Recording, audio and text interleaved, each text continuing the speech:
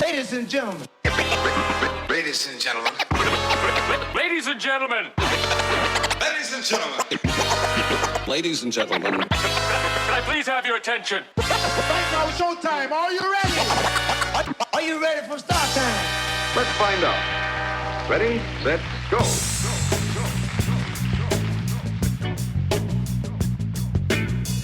Ladies and gentlemen, get your popcorn ready, sit back, relax, because it's about time for Chatting with George Noonan. Oh, yeah.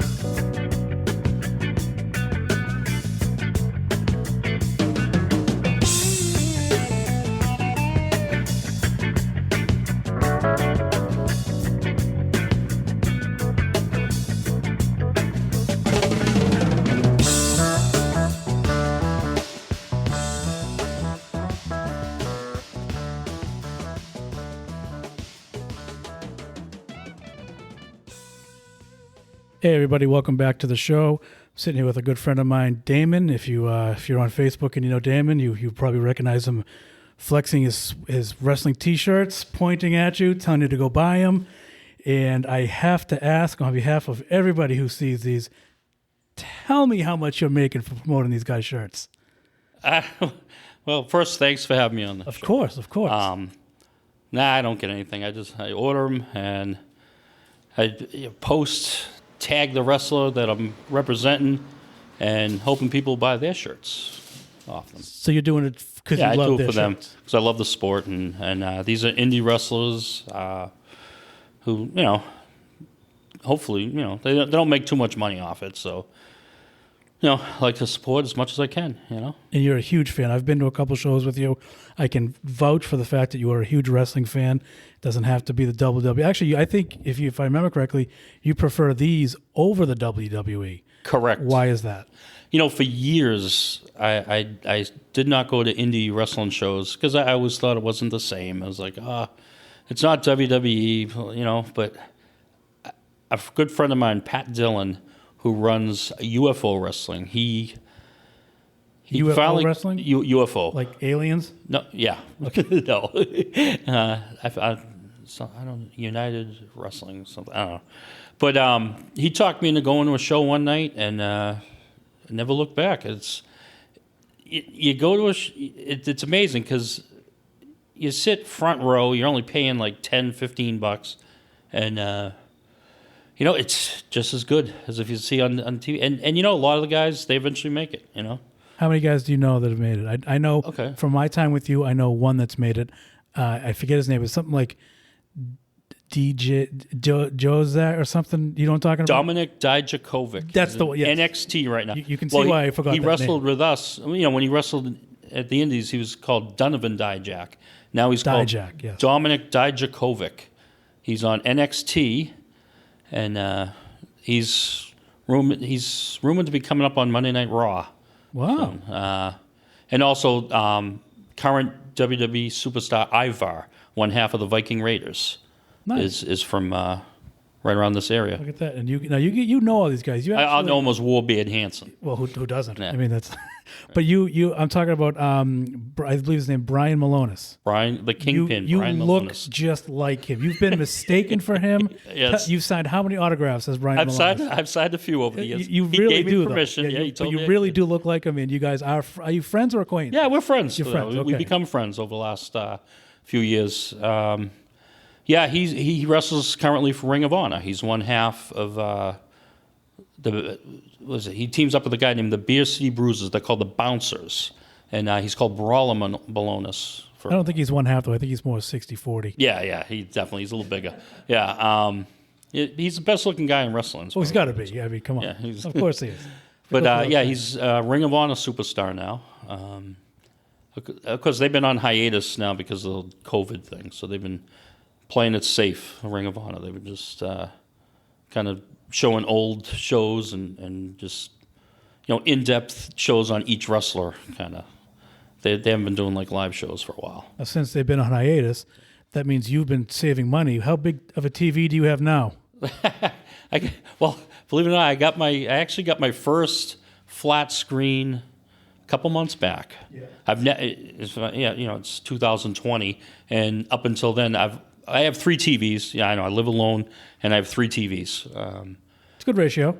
Yeah, and it's all tube TVs up until because I don't believe in just throwing out a TV just to get a flat. I've always wanted them, and finally, after 20 years, one of them broke. You waited for a pandemic. Yeah, I waited for that, and I got a finally happened screen. for you. Finally Ooh. happened. My living room, I got this beast. I call it the beast. It's a 36-inch tube TV. It weighs like 300 pounds. It still clear as a bell. I'll never get rid of it. Plus, it holds a whole bunch of collectible stuff on top. Now, when you say collectibles, you mean wrestling figures? I'm just kidding. I know you have a bunch. Yeah, a lot of stuff. Some wrestling, but that TV holds hockey pucks, baseballs. Nice. My Roger Clemens. Oh, you're a big Clemens guy. Yeah, huge Clemens guy. I talked to I gotta say it was Larry Burns. I think we mentioned you because we talked about it might have been on the podcast he did with me, but we've definitely talked about it privately about the best Red Sox, and your name always comes up. Like Damon thinks Clemens is the best Red Sox ever. He's the best pitcher ever. Best pitcher ever. Now based on what? I'll take him over Pedro, 100 out of 100. Really? Yes. Okay. Yeah. Based on what though? Just everything. Full body of work. His whole career. 7 Cy Young awards. Nobody else has 6. Pedro. The comparison between the two.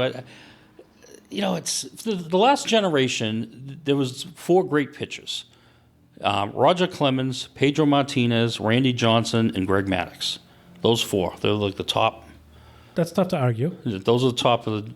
And you think they're not even close? Well, after studying the numbers, I used to think in order it was Clemens, Randy Johnson, Maddux, Pedro. After studying the numbers, it's Clemens, Pedro, Maddux, Johnson. So it's just based on numbers, but specifically. Everything. Well, for the most part, Pedro. You got to remember, Pedro was great for about 7 years. The guy played 18 seasons, and he put together 7 good years, whereas Clemens played 24, and he had 15, 16 dominant seasons. We know at least 7. He's got 7 Cy Young awards. How about the World Series? What are the numbers there? Clemens is 3-0 in the World Series. Pedro's 1-2. Oh, believe it or not, if you look up the numbers. No, I do believe it. I remember one of them vividly. Yeah. So, but as far as rings, how many does Clemens have? Clemens has 2. And Pedro's got 1. And Randy Johnson? What's Randy got? He's got 1 with the Diamondbacks. With Schilling, and you said Maddux. 1 out of 9 attempts, right? Yeah, the Braves went to playoffs every year. So he's like 1-9. They were like the year, was it the 90s or that they win every year and they only won 1? Yeah. They're worse than the Bills, in my opinion. Yeah. Oh, well, I mean, they won once. One year they got lucky against Cleveland. Right. But so you got a flat screen TV, and what's the... Finally. Did you go bigger than 36? Yeah, well, 42-inch, because that's the perfect size for my bedroom. Okay. It's the one. It's funny. The one that finally went, it was a 19-inch tube TV with a built-in VCR. Wow. So I've had that forever. You can't let that go. Is it beta or VHS? VHS. Oh, okay. All right. Yeah. And it finally just crapped out. Wow. So it's like, all right, now I gotta get rid of it. Now, most people will be happy to be replacing something. Yeah. Yeah. No, I was happy because I love the new TV. It must be night and day, right? You must be amazed at how much better it is. But I know, and I'm always been way behind the times. I never even had a cell phone until 2010. Well, and that was a flip up, right? Yeah. And I would have had that forever if I didn't drop it in the wash machine by mistake. By mistake. Well, no, it does it on purpose. Yeah. It was it went through the wash. I was like, I was so mad because I got to the point I perfected texting while driving with it. I could do it with one hand. It was B like 1, 2, and then E was like 1, 2, 3. Yeah. I had one of those phones too. I did. I loved it. And it was small, compact. Yeah. You put it in your back pocket, front pocket. Any pocket. Yeah. Not the washing machine. Yeah, went in the washing machine. Yeah, and that was it. I was like, so then I get, it's funny. They each get bigger and bigger. They do, and then they get too big. Then they start shrinking them again. They start shrinking. Yeah. I think iPads went that way too. They were going and getting bigger. Then they said, you know what, we got to calm it down a little bit. Now you back to wrestling for a second because I know we're going to talk. We're not going to talk just wrestling. Yep. But I do want to hear you have an interesting. You had a goal. I think it was last year to go to 52 wrestling shows a year for the year. Is that correct? Am I correct in that? Well, my original goal was 100 shows for the year. Oh, I was way off. I thought it was one a week. 52. I do that every year. You do that in April, so that's really. But not this year, obviously. No. But last year's goal. This year doesn't count. Other than you getting a nice TV out of the deal, this year doesn't count. Last year's goal, 100 in a year. Did you do it? No. How close? Well, 3 years ago, I maxed out. The most I went to was 94. Wow. I went to 94 shows. You couldn't squeeze 6 more in? No. It just caught on late in the year. And I was, And then the next year I went to 83. Wow. And then last year I think I went to like 78. Would you take the year off? It's gone down a little bit. And even more this year. Yeah, way more. I've only been to a couple this year. What's the best venue? Now, granted, we got to keep in mind people who don't know. These guys do not go to the Boston Garden. They do not go to. They don't even go to the Lowell Arena. They go to the Elks. They go to the KFC. I saw one with you at the Woburn. The Woburn Elks. The Woburn. It was the Elks. Yep. Yes, a couple of them. That's always been a nice one. Sal's is right next door. You just go. It's based on where you can get some pizza. Right? Yeah, exactly. And then the one right here in Brockton's nice. You know. Basically, if you guys have watched Ridiculousness and you've seen the wrestlers who screw up, that's where they are. They're in the KFC. They're in the Elks. They make for good little because they hit ceiling fans. Like sometimes not in the Elks, but I've seen videos. And I tell my wife, I go, I was pretty much at one of those places. That's really what it is. And they're the best because you're sitting there front row, and they hear everything you say to them too, which is great. You go to a WWE show, all the wrestlers hear is. They don't hear, they don't hear anybody individually. Yeah, right. They hear us. You need them to know what you're saying. That's the best part. Who do you heckle the most? Because they all go in the same circle, right? These aren't. Yeah. So one of them, I would say, this guy named Dexter Lou. Dexter Lou. Dexter Lou. Mary Lou's brother. Yeah. And he he'll always say Dexter who. Oh, that's awesome. So That's pretty cool. I was. Do like the L thing and go Dexter Lou. Nice. See? Stuff like that. But it is more interactive. And then he'll look at me and say, "Shut up, Malonis." See, that's what I'm talking about. It's more interactive. It's more personal. Yeah. Because every time I've gone with you, we have had front row, and it is a lot of fun. It really is. You don't even have to like wrestling, to be honest. Yeah. You just have to like to have fun. You got something against fun? Then don't go. Okay. But it is a good time. And I've seen you and Malonis together, and you guys really do look a lot alike. He's bigger than you by how much? He's a little taller. By, he's like maybe 3 or 4 inches taller. Yeah, I'd say. It's funny when I first started going to the shows. I hadn't met him yet, and I hadn't seen him yet, so I didn't know who he was. But people started telling me, they go, "You look just like Kingpin." This guy Kingpin, Brian Malonis, and I'm like, "Yeah." They go, "Yeah, you look just like him." I'm like, "Huh, sounds like a good-looking guy." Which is the right response. Yeah, And then, more and more people started telling me it. And then I went to a show, and I saw him come out with this guy named Scotty Slade. They were the tag team champs. And I'm like, all right. There he is. I see it.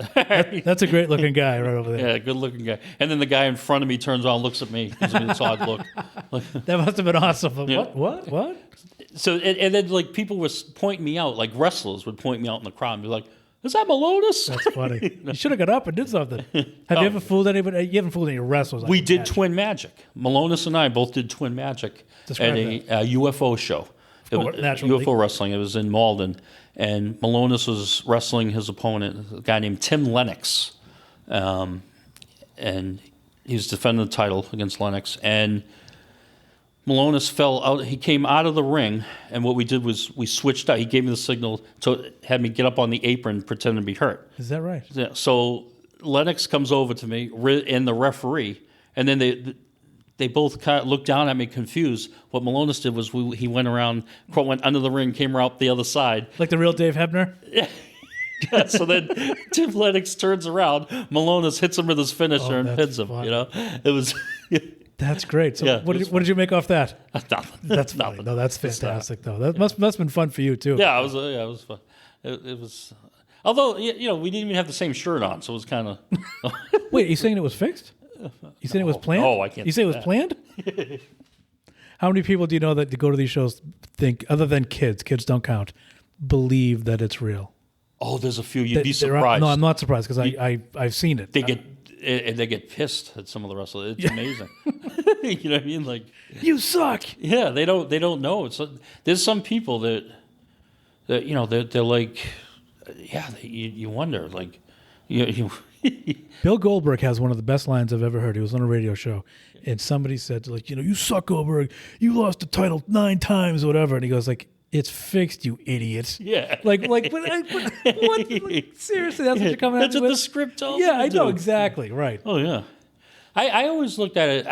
I've always said it's choreographed more than fake. That's true. Because those chairs hurt. That's why. they know who's going to win and lose, obviously, but injuries happen all the time. They get hurt all the time. You can't fake a chair slam. Yeah. You can't. Well, there's ways to hit where the chair doesn't hurt as much. It's still a you steel don't chair. move your wrists across like there's certain ways. When you see somebody hit him with a bat, you can tell they don't swing the bat. They kind of run into him with the bat, kind of. But it's still a Well, bat. they'll hold it and hit him in the stomach with the bat, but they're holding their hand over it, so kind of. There's so many ways to do it. When you kick, you got to kick with the bottom of your foot, not the toe of the foot. Yeah, and you get a stomp for the fact. The Rock was great at that. Boom, boom. He does like the Jimmy Conway. Oh yeah, and then you get the slap leg thing. The super kick. They always slap their leg. And they make the sound. No, I used to watch. Not I want to say Tough, but that's the Ultimate Fighter. Tough Enough was the wrestling version. Oh yeah. I actually know a girl from Stoneham did that. Yeah. Don't know where I went there, but what I was getting at was that her name's Jill. I forget her last name, but she was younger than us. I don't. Yeah, we wouldn't know. I know her, but I don't know. It's fair enough. Here comes the train, by the way. We got our first train. We got a train. It's going to be good. Woo-hoo. But speaking of train, I just got derailed off that train of thought, right? Say, woo! And that was an interesting show because it showed you what you had to go through. Killer Kowalski, who I know from the video store. Yeah. You can't call. Well, he's passed, he's so you passed. can't call him anything. 2008. But he hated the name Killer. You had to call him Walter. And he was one of the greatest guys. He was the nicest guys ever to me. He was fantastic. Of course, I held videos for him. That might have something to do with it. But his hand, he was a senior citizen at the time, and I wouldn't. He could fit a watermelon. His hands were huge, and he was a hell of a guy. That's why I don't know if he. I knew him. I met him many times because I used to work at the Swiss Chalet in Woburn. It's a hotel right across from the Woburn Mall, right next to. Now it's called Fairfield Inn, I think. It's right next to.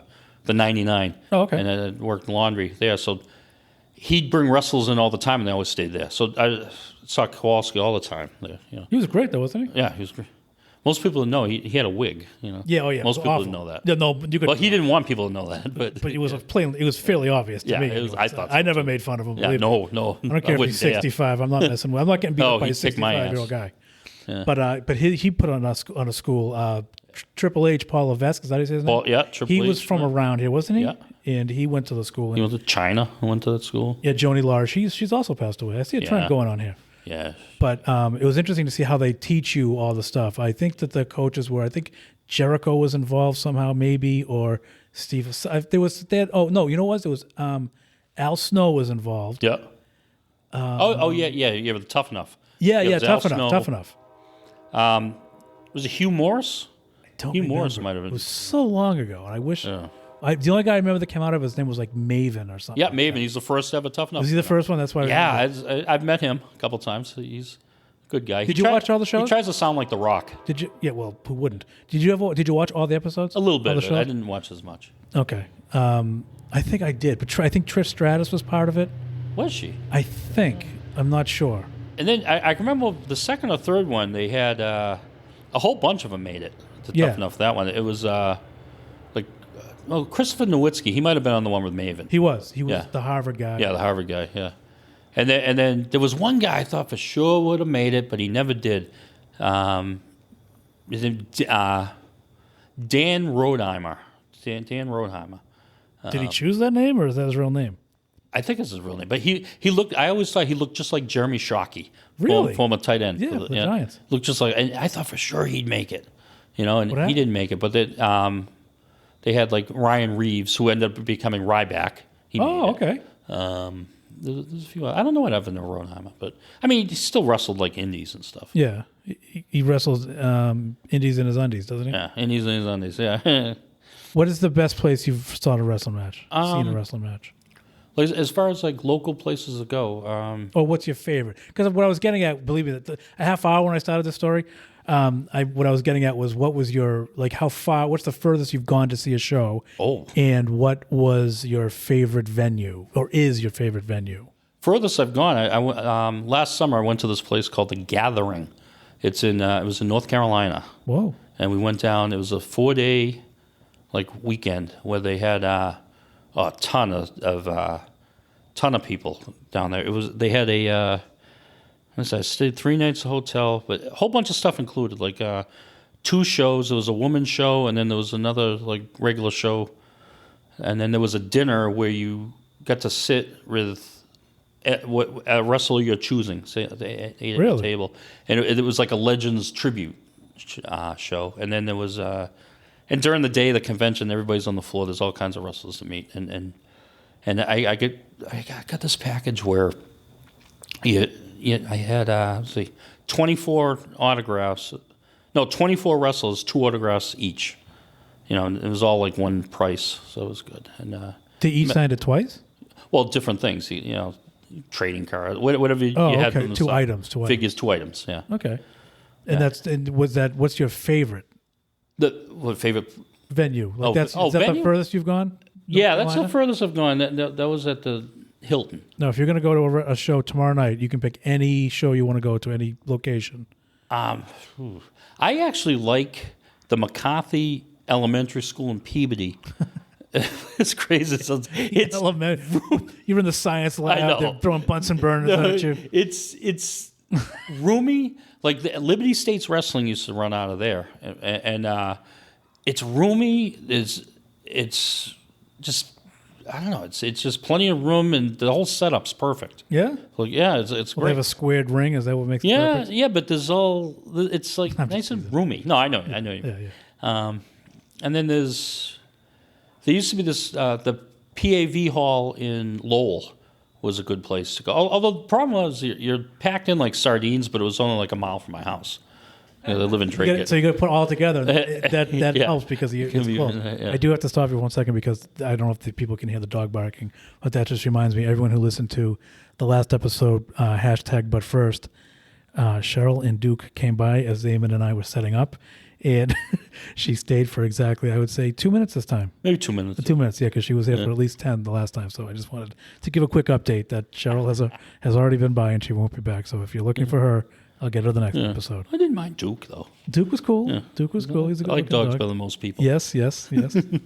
Present company excluded, I hope. Oh, of course. But now you do a lot of, we mentioned this earlier, we have a mutual friend named Phil who owns the store in Everett, I believe. What's it called? Sports World. It's in Saugus, Route 1 Saugus. Wasn't there one in Everett, though? He used to have one there. Yeah. That's the one I know of. So it's no longer there? That's gone. Okay. Yeah, he's in Saugus now. He right gets all before the guys. McDonald's. Huh? Right, but he gets all the guys. Yeah, he brings in tons of people. And it's funny, when I went down to the Gathering, Phil gave me a stack of cards to advertise, to bring people in, because he wanted to bring people up to his store, Sure. And he wanted to buy items, buy memorabilia. So when I met Baron von Raschke, we're both holding up the claw sign, but I had his Phil's card right there. I gave it to Baron. That's nice. Hopefully, give Phil a call, or Jim Ross. I mean, there's so many people. I met Bob Backlund. Yeah, that weekend. I played softball with Phil in North Reading, and you never knew who was going to be on the team that day. One day I showed up, and a Bruin was on our team. I forget his name. He wasn't one of the stars, obviously. I'm not going to say it was like John Carter, Cam Neely. No. Even I forget. He was a big dude too. He played, but he wasn't like an all-star. But that's Lyndon not that it Byers? matters. No, yeah, Lyndon Byers. No. But it was someone who I just can't remember his name. That's all I'm saying is that, and it wasn't like Cam Neely or Ray Bork. But he also speaking of people who passed away, Sim from Boston, the drummer. The band Boston, he's the drummer for Boston, and he recently passed, maybe within a year or two. and he was on our team one night. Oh, nice. Yeah, so it's like you just don't know who's So Phil going to would be just there. bring whoever? Phil just brings whoever. Yeah, he That's knows that. awesome. Apparently, he knows everybody in all fields. He does. And one night we had a Bruin, and we had a guy from Boston and a Bruin, which is kind of cool. But I only played on that team for one season, so I didn't really get to get all the perks. But there was a Kowloon trip involved. If I'm not, I did a Kowloon trip that he set up. We met Steven Gostkowski. is that right? Patriots, yeah. He's That's Kowloon. kicking for Tennessee now. Yeah, yeah. The Oh, is he? Patriot, yeah, signed with him? Variable signed him. Oh, okay. He knows a thing or two about it. Yeah, he's a hell of a kicker. So.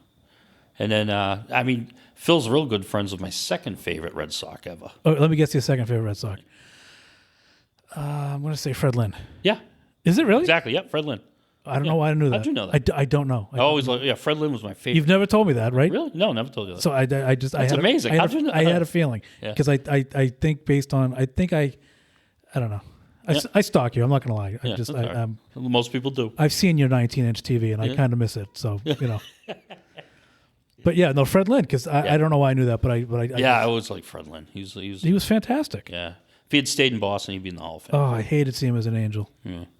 Or an Oriole, or Oh, I forgot about the a Baltimore. Tiger, or a Padre. Oh, I forgot about all those. To me, he's always either a Sock or an Angel. Yeah.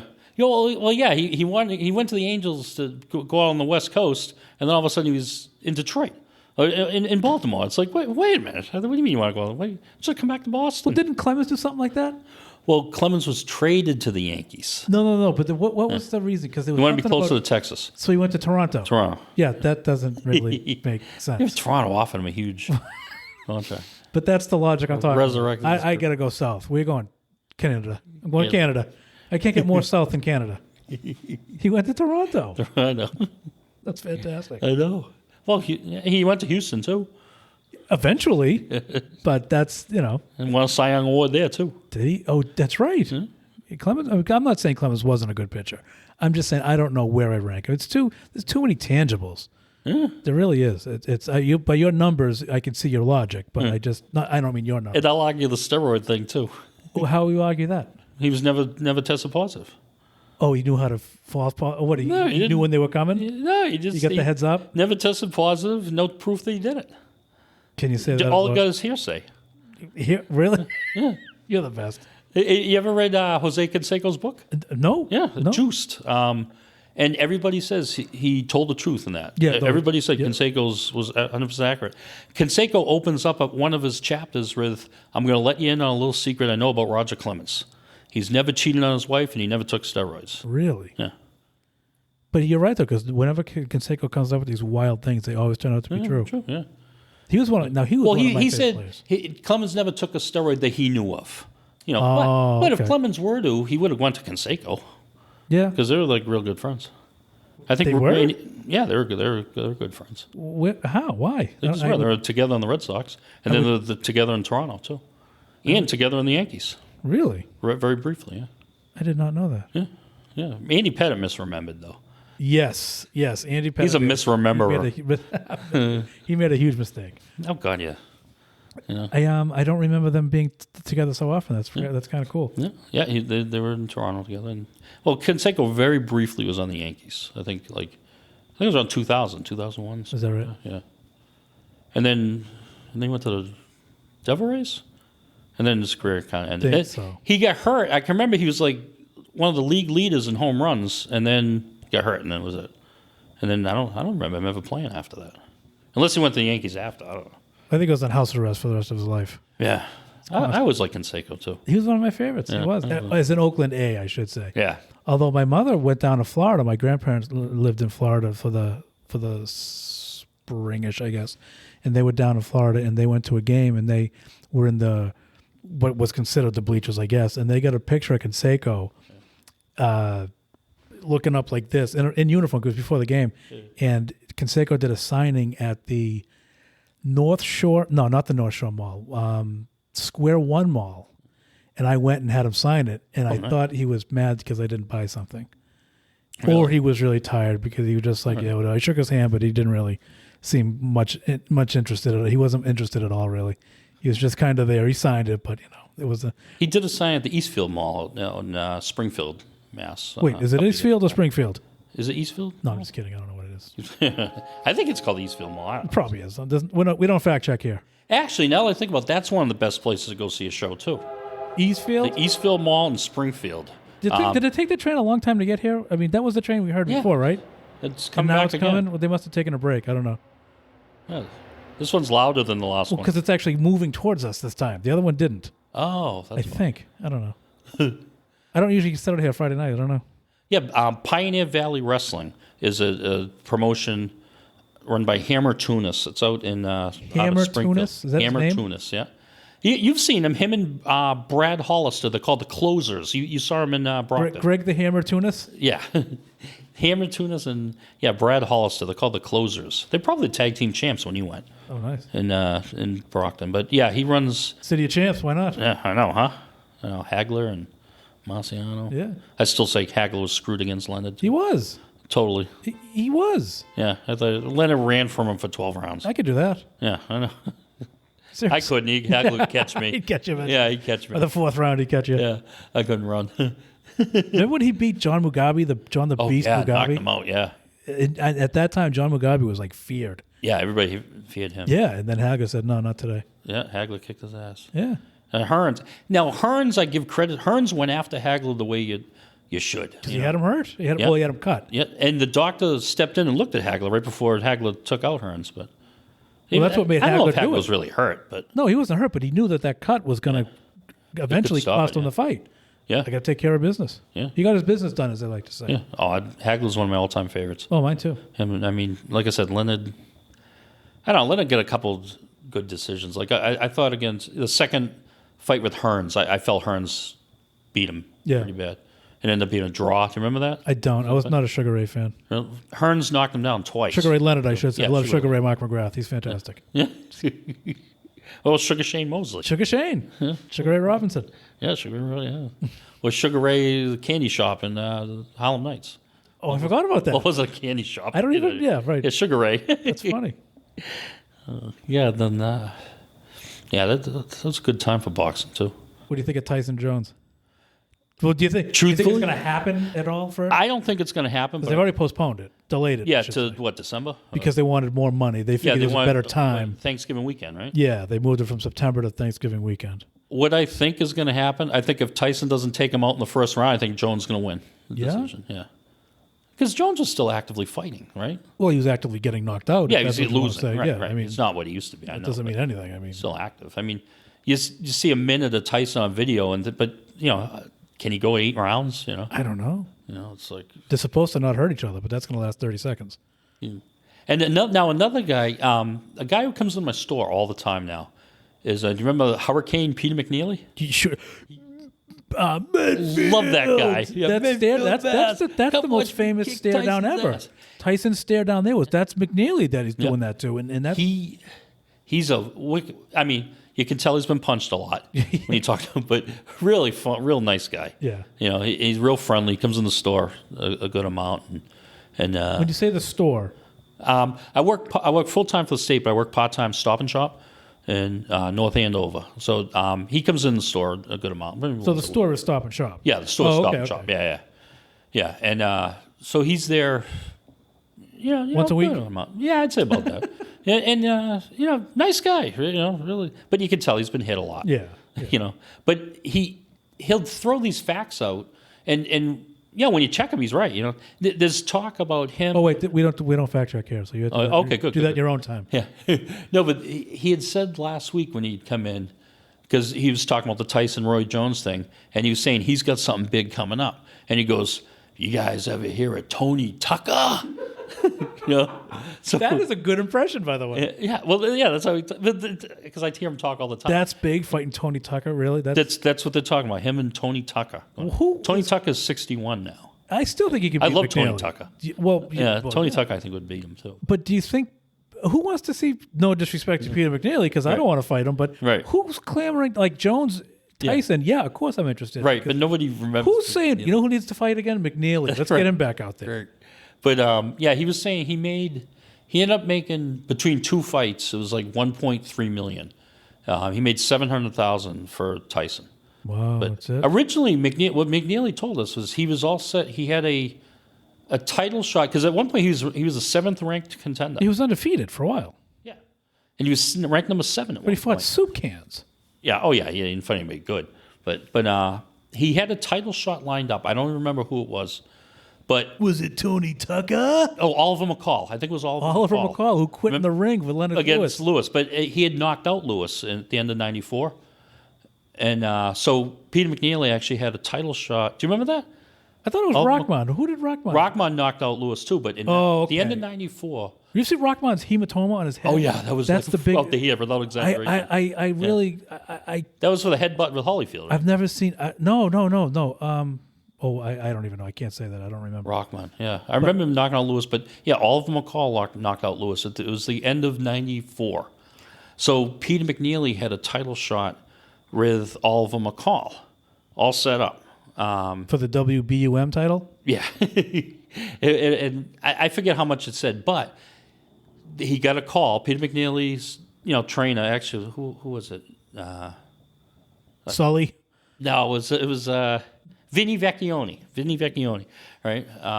So A couple of Irish guys. he got he got a call saying, tell him to pull out. He goes, because we Always got something pull out, better. guys. Yeah. Always pull out.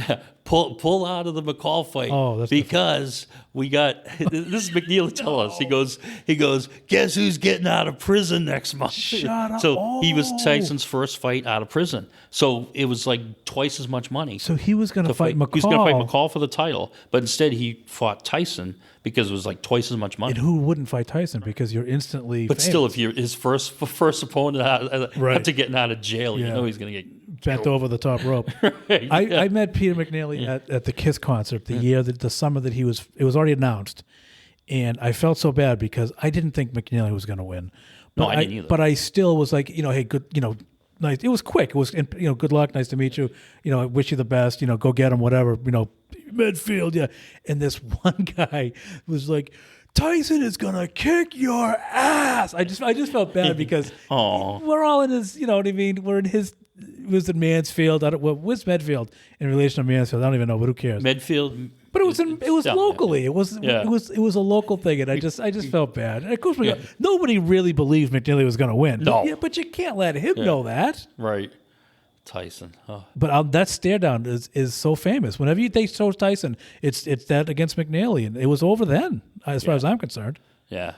Although McNeely charged right in after. Well, that was mistake number one. And he didn't. I mean, I don't think he landed anything. Tyson just kind of went like this. Yeah, he just moved his head a couple times and clocked him. Yeah. But yeah, McNeely. But he's a great guy. He comes in, like I said, He seems like a cool guy to hang out with. I mean, he was even for the 5 minutes I was with him at the Kiss concert. He was a lot of fun, and he was very not obliging. He was very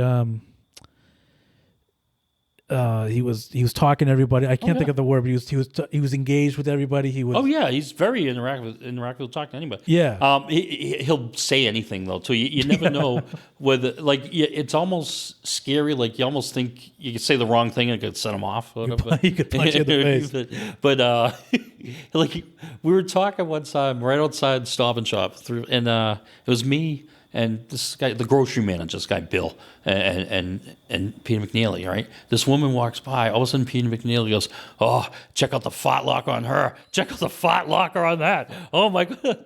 First of all, and I say it, he has some crazy shit. Fart locker. Yeah, I've never used. I'm using I've never that tomorrow. Yeah, me too. So he's saying that, and we're like saying, "Hey, easy, Pete, shh, because yeah. all the girl has to do is look at our name tags. Oh, Bill and Damon, goes in, complains to the manager, and then checking out my fart locker. Well, that alone is worth it. Because you got to write that down. Oh, yeah. You just write down what happened. And So she's got to write. And we're gonna have to explain, but I'm sure every girl wants to hear what a great fart locker some they do. have. It's a compliment if you really think about it. I mean, really, it could be worse. Like, I don't want to see the fart locker on her. What would you rather hear? Oh, That's funny though. but yeah, that's he'll blurt out random stuff. His biggest fight, he said, was he beat. Wait, he had a fight bigger than Tyson? No, the biggest win. Oh, win. Was great. It was it Steve Collins? I think it was Steve Collins. He beat. I don't know. And he was like a ranked contender. It might have been a former champion. Was it Jimmy Jones or was it Steve Collins or was it Mike O'Brien? Seems like it's just a very generic name to me. Yeah, I don't Steve know. Collins. And Collins was from around here too. I think. Is that right? Yeah, but Yeah, at one point, he was ranked number 7. 7. Yeah, well, they picked him for a reason. They didn't think Right. he would win, but No, they picked him as the he had Titans' some. first fight But he out had of some. jail. But he had some cred though too, because he was ranked number 7. Right. But McNeely. So you got to give me the inside scoop when he fights Tony Tucker, because you're going to hear it first. Yeah. He's going to go back, check out some fat lockers, and then let you know that he's fighting on November 3rd. Yeah, I don't know if that's really going to happen. But, Tucker versus McNeely. Guys, you're not going to forget Jones Tyson. This is the one. yeah, Tucker. I want the T-shirt for McNeely Tucker, or Tucker McNeely, probably. Oh, I remember Tucker Tyson, and Tucker hit him with like a Tucker straight punched right hand. Yeah, he Tucker, and Tyson backed up for a second, and people were like amazed by that. They're like, "Oh my God, he hit Tyson!" It happened. I mean, it happens. I mean, come on. I remember that Tucker. He had just wiped out Buster Douglas too to win the title, and then him and Tyson fought a unification fight. Tucker and Tucker. Yeah. And Tyson. Yeah. Do you remember that? Vaguely. Vaguely? That was the No, I guess I don't remember it. No? I'm thinking of something else. There was Tony Tubbs too, that Tyson beat. Tyson, I gotta tell you. See, my opinion. I think Tyson's the greatest ever. Like a Tyson. Better than Ali? Yes. I think. I'm sorry. I shouldn't say not body of work, full career, but I think Tyson 86 to 89. I don't think anybody could beat that Mike Tyson. Agreed. I don't think Muhammad Ali could beat that Mike Tyson. I think I would agree with that, but that's not fair. Right. Yeah, because like you could say the same 96 thing to Ali. With Ali had years where right. he couldn't beat it. Yeah, 1980. For that matter, Lennox Lewis had a couple years where nobody could beat him. Right.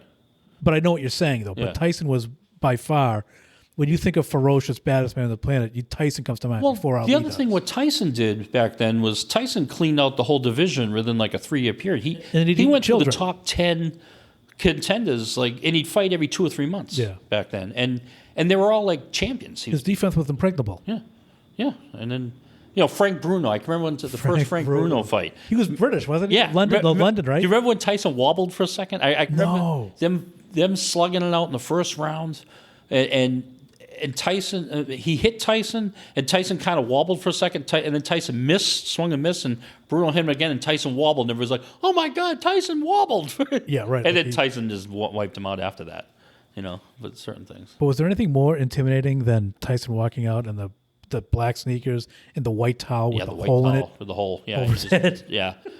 There was. And then to find out he's dealing with, he plays with pigeons. Oh yeah, he catches them like nothing too. Now, obviously, I think Tyson in his prime would have destroyed Lennox Lewis, and I think he would have destroyed Holyfield. I just think, when he fought him too late. 2002 Tyson was. Customato's death was the worst thing that could happen to Tyson. Absolutely. They both died that day. Yep, because really did. Custamato kept him focused. And what Tyson should have done, I've always said, I said this back then too. The first phone call Tyson should have made, he should have called Angelo Dundee and just said, "Take over." He just had yes men who did they were not that. Yeah. The trainers That Douglas stunk. fight, I remember leaving. I was with people. I left because I wanted to see Tyson fight. I didn't care about the odds. I didn't care Tyson was going to kill him. I loved watching him fight. And I went home and I watched it. First of all, I felt like I was losing because I felt like I was in the ring with him. And I just remember thinking, between rounds, they're not doing anything. Right. They're not prepared. They're not even they weren't tendering to him at all. And they were whispering in his ear and stuff like that. It was the worst. They were the worst corner. They were just his yes men. Oh yeah. I was floored by that. And I mean, Buster Douglas did look great that night. Now, do you think Buster Douglas, the night he fought Tyson, if that Buster Douglas showed up against Holyfield, do you think he would have beat him? No, I think that Holyfield- when I look at it the other way, I look at it as no matter who showed up that night against Tyson, they were going to beat him. They were going to beat him because Tyson just wasn't. First of all, he didn't train well. Yeah. He partied. He was the god there in China. Well, it was in China, wasn't it, or Japan? The Egg Dome. Yeah, and he was treated like a king. He did whatever he wanted. He was doing all kinds of crap. Yeah. He took him lightly, right? And because he had all these yes men. I don't want to train today. Oh, yes, sir. Oh, all right, we're going to wherever we're going. But he was not prepared to fight anybody. Chinese food. Well, Japanese food, sushi. Sushi, but no, but he was going to lose no matter who, in my opinion. And I'm not trying to take that away from Buster Douglas, but I actually believe that Douglas was the benefit of a long count. because Tyson knocked him down in like I want to say the 8th round. When did Yeah, Tyson he did. lose? He knocked him down. Yeah. It was like Tyson Although lost in the Buster 10th, Douglas right? did pick up the count. You could see it. He kind of punched to the ground like No, that. I counted. And he was on his knee, and then you knew he could have got up. Nah, I don't know that. Waited for the ref. I don't know that. I think he was the benefit because I thought that they picked it up a little later than it was. Or I really do. I if you watch it again, maybe I'm wrong, maybe I'm biased, but I did try to be 'Cause he looked unbiased like he about was- it. Nah, watch it again. He picked it up. Watch it again. I really think he was the. I mean, hey, listen, it happened. You can't. What And if I the could other have? thing I should people have. forget about too is Tyson was knocked down in sparring. Well, that too. happens. I mean, Greg that's- Page. Yeah, but it never happened to him. They made a big deal about it He too. is a human being. That's what Greg I don't Page like. knocked him down in sparring It- with gear on. Well, what? He had gear on. He had headgear on too when he was knocked down. He could have been, leaning left. I mean, Yeah, that could be. but so what? But also, really, realistically though, that's probably part of the. Was that during the post Customato years? Yeah. Oh, see, I can. Yeah, Customato died in, 88? Then I can believe that. 88, because 89? I'm telling you, he was not the same fighter. Right, he wasn't. Kevin- And I think he, did somebody, I could have sworn he was like allergic to Vaseline or something like that. That made Really? him swell up more. I don't know. He had like allergic reaction. Oh, I never heard of that. Maybe I heard that in the movie, the Fire and Fear movie. I don't know. I don't know. I don't remember. But I remember it was Aaron Snow and Rich Giacchetti that was in How do you Tyson's corner. remember this stuff? And they weren't that good either. No. But I remember the names. It was awful. Like it was the worst case scenario. Yeah. And that's what he did. I mean, it's his own fault. Yeah. I shouldn't take it away from Buster Douglas, but I mean, talk about living the life. He gained weight Yeah. to fight Holyfield, and Holyfield destroyed him. Yeah. See, I think that an 1988 version Tyson would have gone right through Holyfield. Maybe. And even that second fight, the funny When he thing bit is, his ear. me and my brother are like the only two people on earth that think Tyson was justified in biting his ear. Are you serious? Yes, I'll explain why. Okay. If you notice, well, even the first fight, it was a headbutt. There's headbutts everywhere. I know, but it's always Holyfield. Holyfield does more headbutts than anybody. Well, someone has to have the most. It's true. No.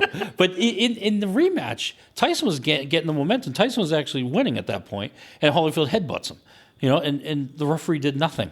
And then Holyfield headbutted him again. Referee did nothing. It's so funny. He's just like, So this is what we're going to do. I'm going to bite your ear. Yeah, I know. He did it again. He did it twice. Yeah. I know. And that was just, and now the UFC, the Not meme, that he was justified. I shouldn't say he was justified. but I know what you mean. That you can understand why. But I understand his frustration. Mills Lane did nothing. And who, by the way, is one of the better referees. He is. Yeah. Mills Lane and Richard Steele, I believe. I'll get into him in a second. Yeah, he's had some controversies. Richard Steele. No, Mills Lane. No, did Mills the nose Lane, thing. yeah. The nose thing. Yeah, he was the Buster Douglas fight too, right? Didn't he do the Buster Douglas Tyson? I don't remember. No, that was the other guy. I remember the other guy would always say, "Don't do that. Don't do that." I forget his name. He had a mustache, gray. Count Dracula? Yeah, I do forget his that. name. Don't do that. But no, the Tyson Holyfield. Even the first fight, it was close, other than the headbutt, and then finally Holyfield won at the end. But Lennox Lewis said one time, the hardest thing he ever got hit by from Holyfield was a headbutt. He said the hardest punch he ever got from Holyfield wasn't even a punch. It He was a a headbutt. cruiserweight fighting as a heavyweight. I know. That's why Holyfield is probably my favorite fighter of all time. Really? Yeah. Really? Yeah, like I respect all I boxers. like him, but I don't think he's like one of my favorites. I just thought the way round 10 against Riddick Bowe won was one of the best rounds of a heavyweight fight I've ever seen because Bowe knocked him silly early. Yeah, I remember that. And he held on and then turned it around and knocked Bowe silly. It was just, and it all happens. Now, I'm used to watching the UFC where there's 5-minute rounds. These are 3-minute rounds. Yeah. So they're over, not to them, but to me, it feels like that. And to just watch round 10 play out was just like a Rocky movie to me. Yeah, I mean, he ended up losing the fight, but Right. And then the rematch with the parachute airplane guy, whatever they called him, parachute guy. The headline was "Holy shoot! Holyfield wins back a title. Shoot as in CHUTE. And right, because of the parachute. But Holyfield, they called him, and he got beaten up too. Did you see that? Yeah. When he landed, they beat the crap out of him. But Holyfield, if you look at you want to talk about body of work, he fought Riddick Bowe 3 times. Yeah. He fought Holyfield. I mean Tyson twice. Lewis twice. He fought George Foreman. Yeah. He fought I was pulling for everybody. Foreman so much. Foreman, Holyfield. I was so pulling for Foreman. But he fought all the killers he fought. And he was a cruiserweight. Yeah. He was. Yeah, that's true. He's not a lightweight going up to heavyweight. He was a cruiserweight. And then there's another fight I remember saying. It was first time Holyfield was knocked out. Remember he fought Burt Cooper? Burt Cooper. Burt Cooper, last second standing. Yes. I was watching that with David Brown. And he was a replacement, wasn't he? He was a replacement. Burt Cooper knocked him down. We're all psyched. We're all pulling for Burt Cooper. Oh, no. Smoking Burt Cooper. I remember that. He got on one knee, then it was over. Holyfield beat him. Yeah. But that's what I mean by anything can happen. It's a fight. So when you wobble Tyson, but of course it's going to happen. It's not Rocky V. I should have said Rocky VI. Rocky V is terrible. But yeah, Rocky Balboa. I actually love Rocky 3. Me too. I was pulling for Mr. T, though. I don't care. I love Mr. T in Mr. T, Thunderlips, in the flesh, baby. Oh, yeah. And the fourth one was good, too. Most people say, I like the first and second one. I love 3. To me, 2 and 3 are the best. Yeah. Rocky 2 was one of the best. 4 had the best soundtrack, though. The music that's in fair. 4 was awesome. Well, the music, but if you want to go as far as the score, Rocky 2 had really good music. Oh, yeah, when you went out and beat But as far as hits, I mean, with that Robert Tepper, No Easy Way Out, that was Rocky that was 4. so many good songs from that. But yeah, Mr. T, I thought was perfect for that movie. He was. Hey, woman, why don't you come over to my place? He was you great. Can see a real man. I used to. I think I've told the story before on the podcast, so I apologize if I did. But I used to manage West Coast Video in Stoneham. Mm-hmm. Well, I didn't manage it, but I managed other ones. But I worked in Stoneham, and I would work every Saturday afternoon, Friday night, Saturday afternoon, and on Saturday afternoons, that's when all the kids came out and they hung out and they watched TV with me and stuff. And I put on Rocky 3. Actually, a Rocky marathon, and I put on Rocky 3, and I would pause the movie when this part came on, and I would yell, "Anybody who can tell me what Mr. T says on this next line gets a free movie." Oh, wow. And I was there once. My general manager was there, and she looked at me. She goes, "What are you doing?" I go, "Don't worry, nobody knows what the hell he's saying right here. Watch this." And so I hit play, and he goes, "That's when Mickey says, I don't care what anybody says. You don't get a shot at the title, whatever." And Mr. T goes, "Shut up, old man. You're the champion of the like you don't. I don't know what. There's a 3-second spot where he's just saying something completely unintelligible. And shut up, old man. You're the blah blah blah. Come from. That's all you get. So there was no way you were going to answer it correctly. But it's one of my favorite Mr. T moments because I don't know what the hell he said, and nobody ever even attempted to guess. They would just be like, I got nothing. I love that movie, though. Mr. T was great. And I was rooting for him in the second fight, too. The second fight, right. You knew he wasn't going to win the second fight. But you knew, it was predictable, though, because you knew he was going to clean Rocky's clock just by watching the two of them train. You knew Rocky was going to get killed. It was autobiographical. You know that, right? Autobiographical. It was Rocky. It was Stallone's life. When Stallone got popular with the Rocky movies, that's when he was Rocky 3. He goes, "Hey, the champ, doing all the commercials and all the shows and all the movies." And then he got to get knocked down a peg by Mr. T. Oh, yeah. And so that's what it means. It was, I want another word, autobiographical. I just love the whole I might be asking the wrong guy this one, but yeah, that was the Rockies were pretty much Stallone's life. Oh, wow. Yeah. I didn't know that. I don't know about Rocky. Now, Rocky Balboa, it was kind of the sixth one. That was kind of his apology for Part 5, I think. Exactly. That's why he made it, because Rocky 5 sucked and everybody knew it. That was terrible, yeah. But I actually liked Rocky Balboa. Yeah, me too. Antonio Tarver was really good in that. Yeah, I like that too, a lot. It was for the trainer, too. He goes, "To beat this guy, you need speed. You don't have it." Right. He goes, "And you got calcium deposits in your neck and all your joints, so sparring's out." He's great. That's such a great movie, and he brought back all the people that like Spider Rico. Yeah, the first fight he was in Rocky cleaning dishes, 1. Although I wanted so bad to have Clubber Lang as some kind of cameo, like maybe him talking to Rocky before the fight, trying to advise him. And the other thing, I would have loved to have seen Clubber Lang versus Drago. Who wouldn't? I mean, in Creed 2, they should have brought in somehow Clubber Lang with them. No, you don't know. You don't know this because you don't watch the UFC.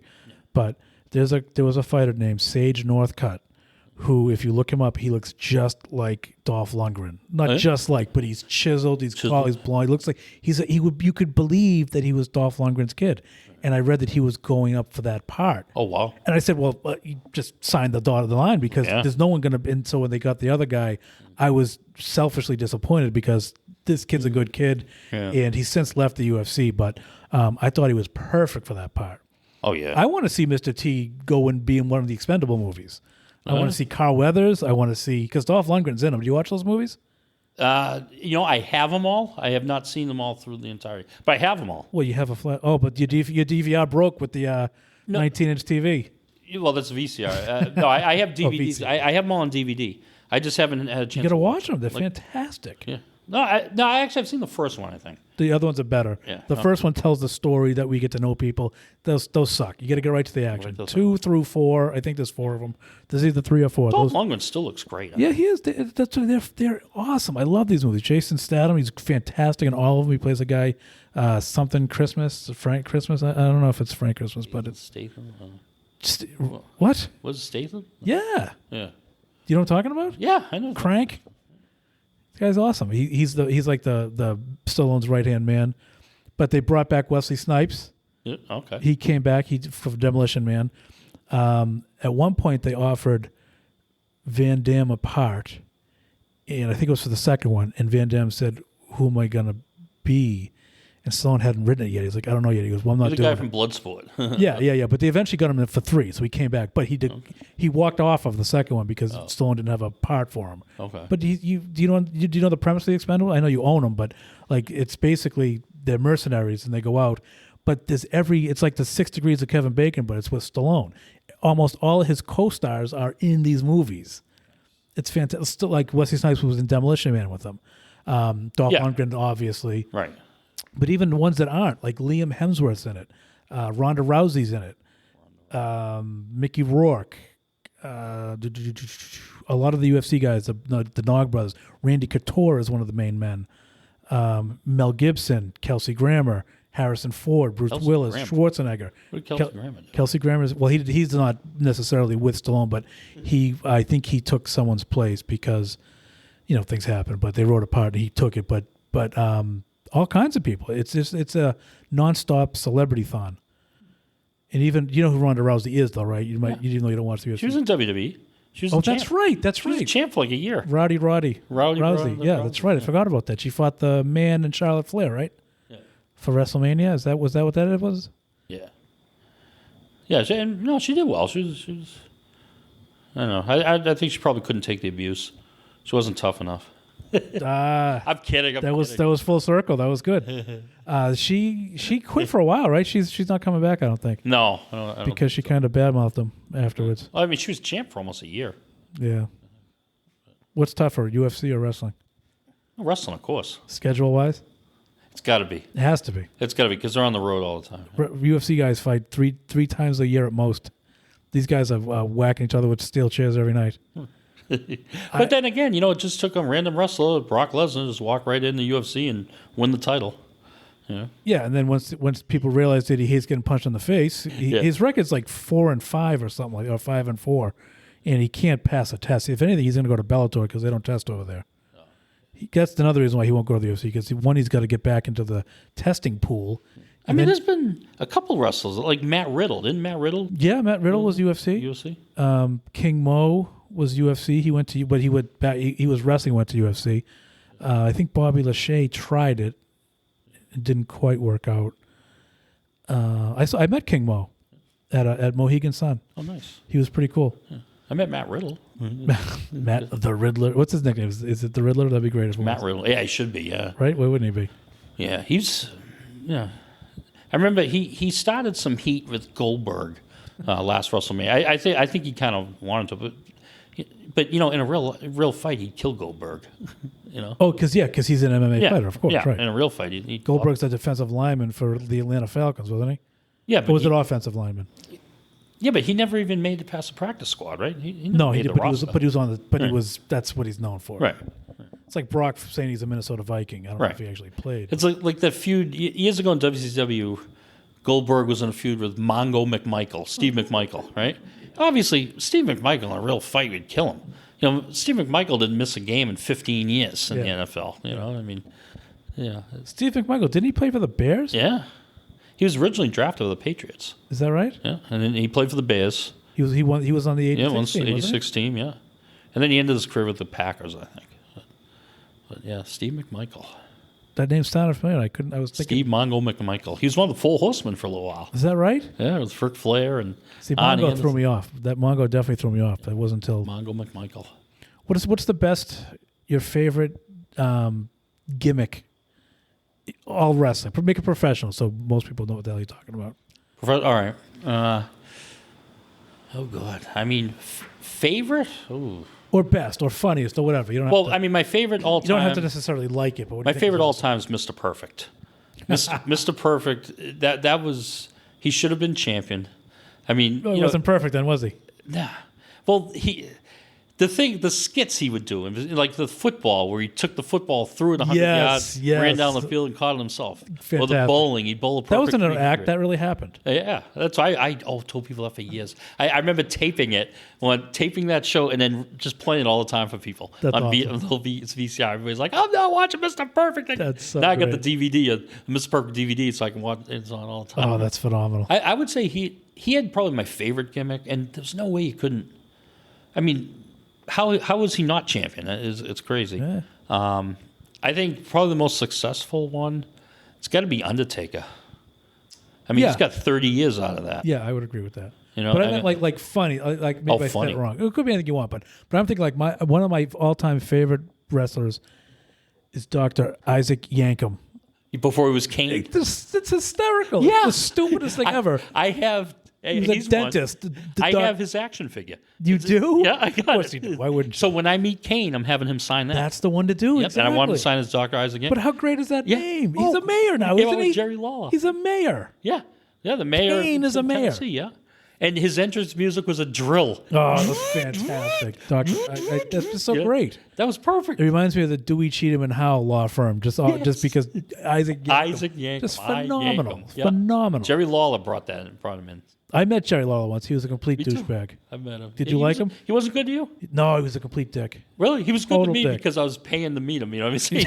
I find wrestlers, if you're paying money Yeah, right. to get your picture Right. taken with them and an autograph, they're a lot nicer. If you than meet him you through Phil, run into him you in a know- restaurant.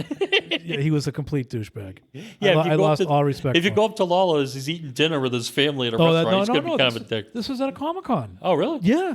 Really? So you're This was paying at- to this meet was- him, and he's it was at, was it Boston? It was it was the Boston Comic-Con. Did you ask him about the cat? Did what?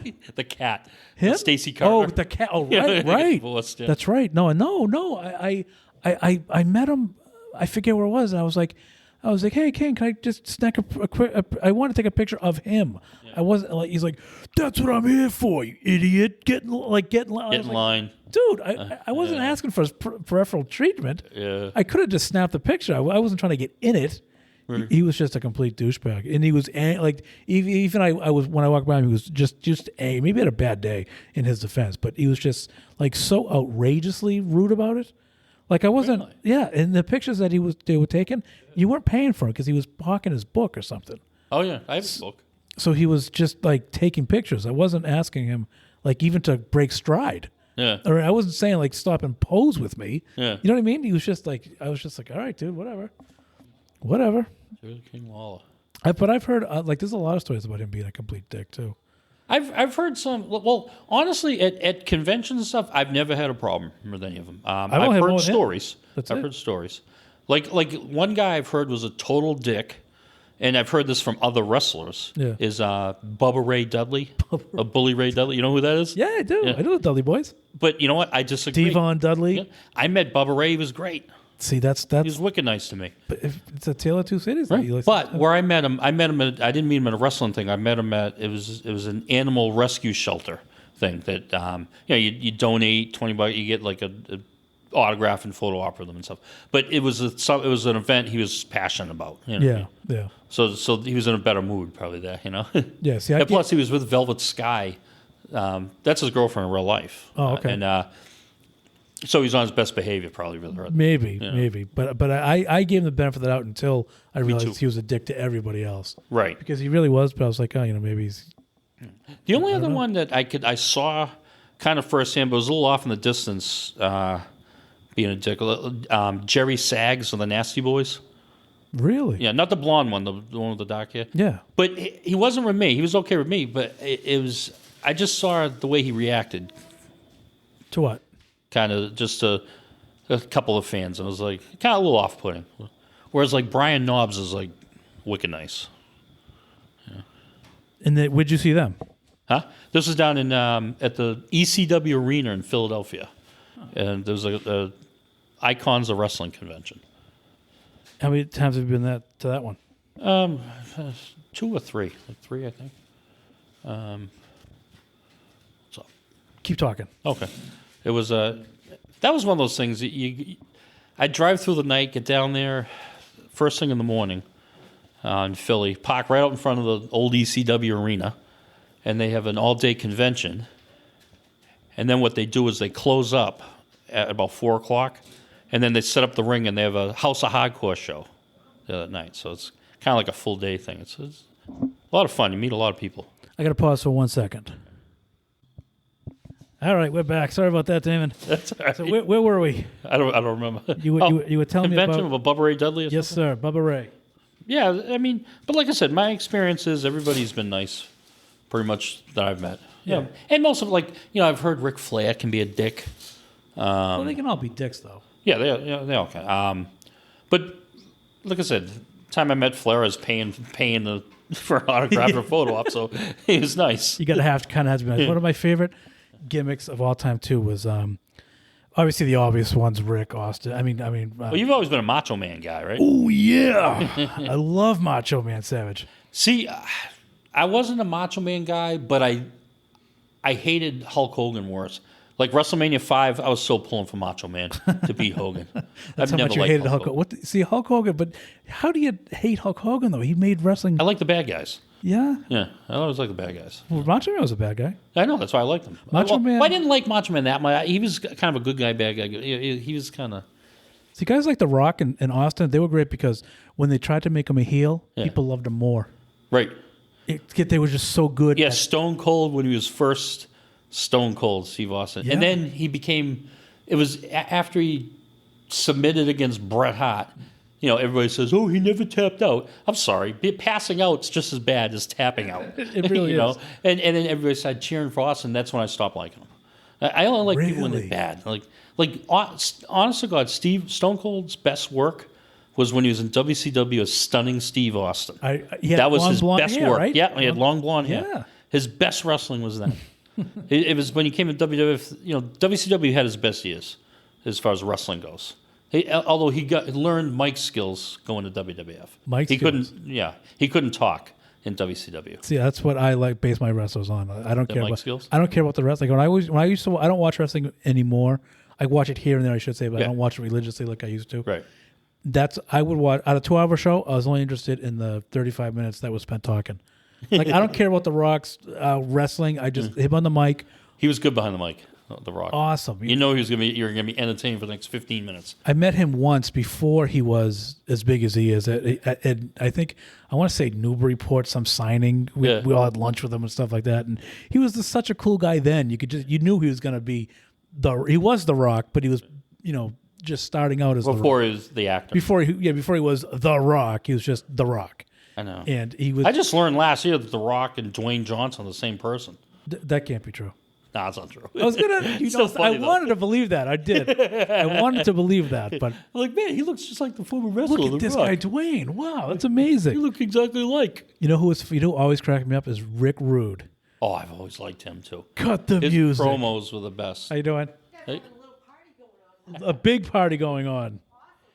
What I'd like to have right now is for all you fat, sweaty, out of shape, sorry Celtics fans to keep the noise down as I take my robe off and so ladies can see what a real sexy man is supposed to look like. I remember him saying that in the Boston Garden after the Celtics got eliminated from the playoffs from the Lakers. We lost in the finals against the Lakers. Yeah. And then the next Saturday night at the Garden, Rick Rude said that. Sorry, Celtic fans. So we're all like, yeah. Everybody's That's flooding with phenomenal. Rick booze. Rude was great. Oh yeah, he was great. I didn't care about his wrestling. I don't care that he weighed 30 pounds and he was The other guy- obviously eating Roy's like they were pets. Oh yeah, but he was great mic skills. Great. Yeah. I mean, hell, when he was feuding with Jake the Snake, and he had Cheryl Roberts' face on the crotch of his tights. Yes, I remember.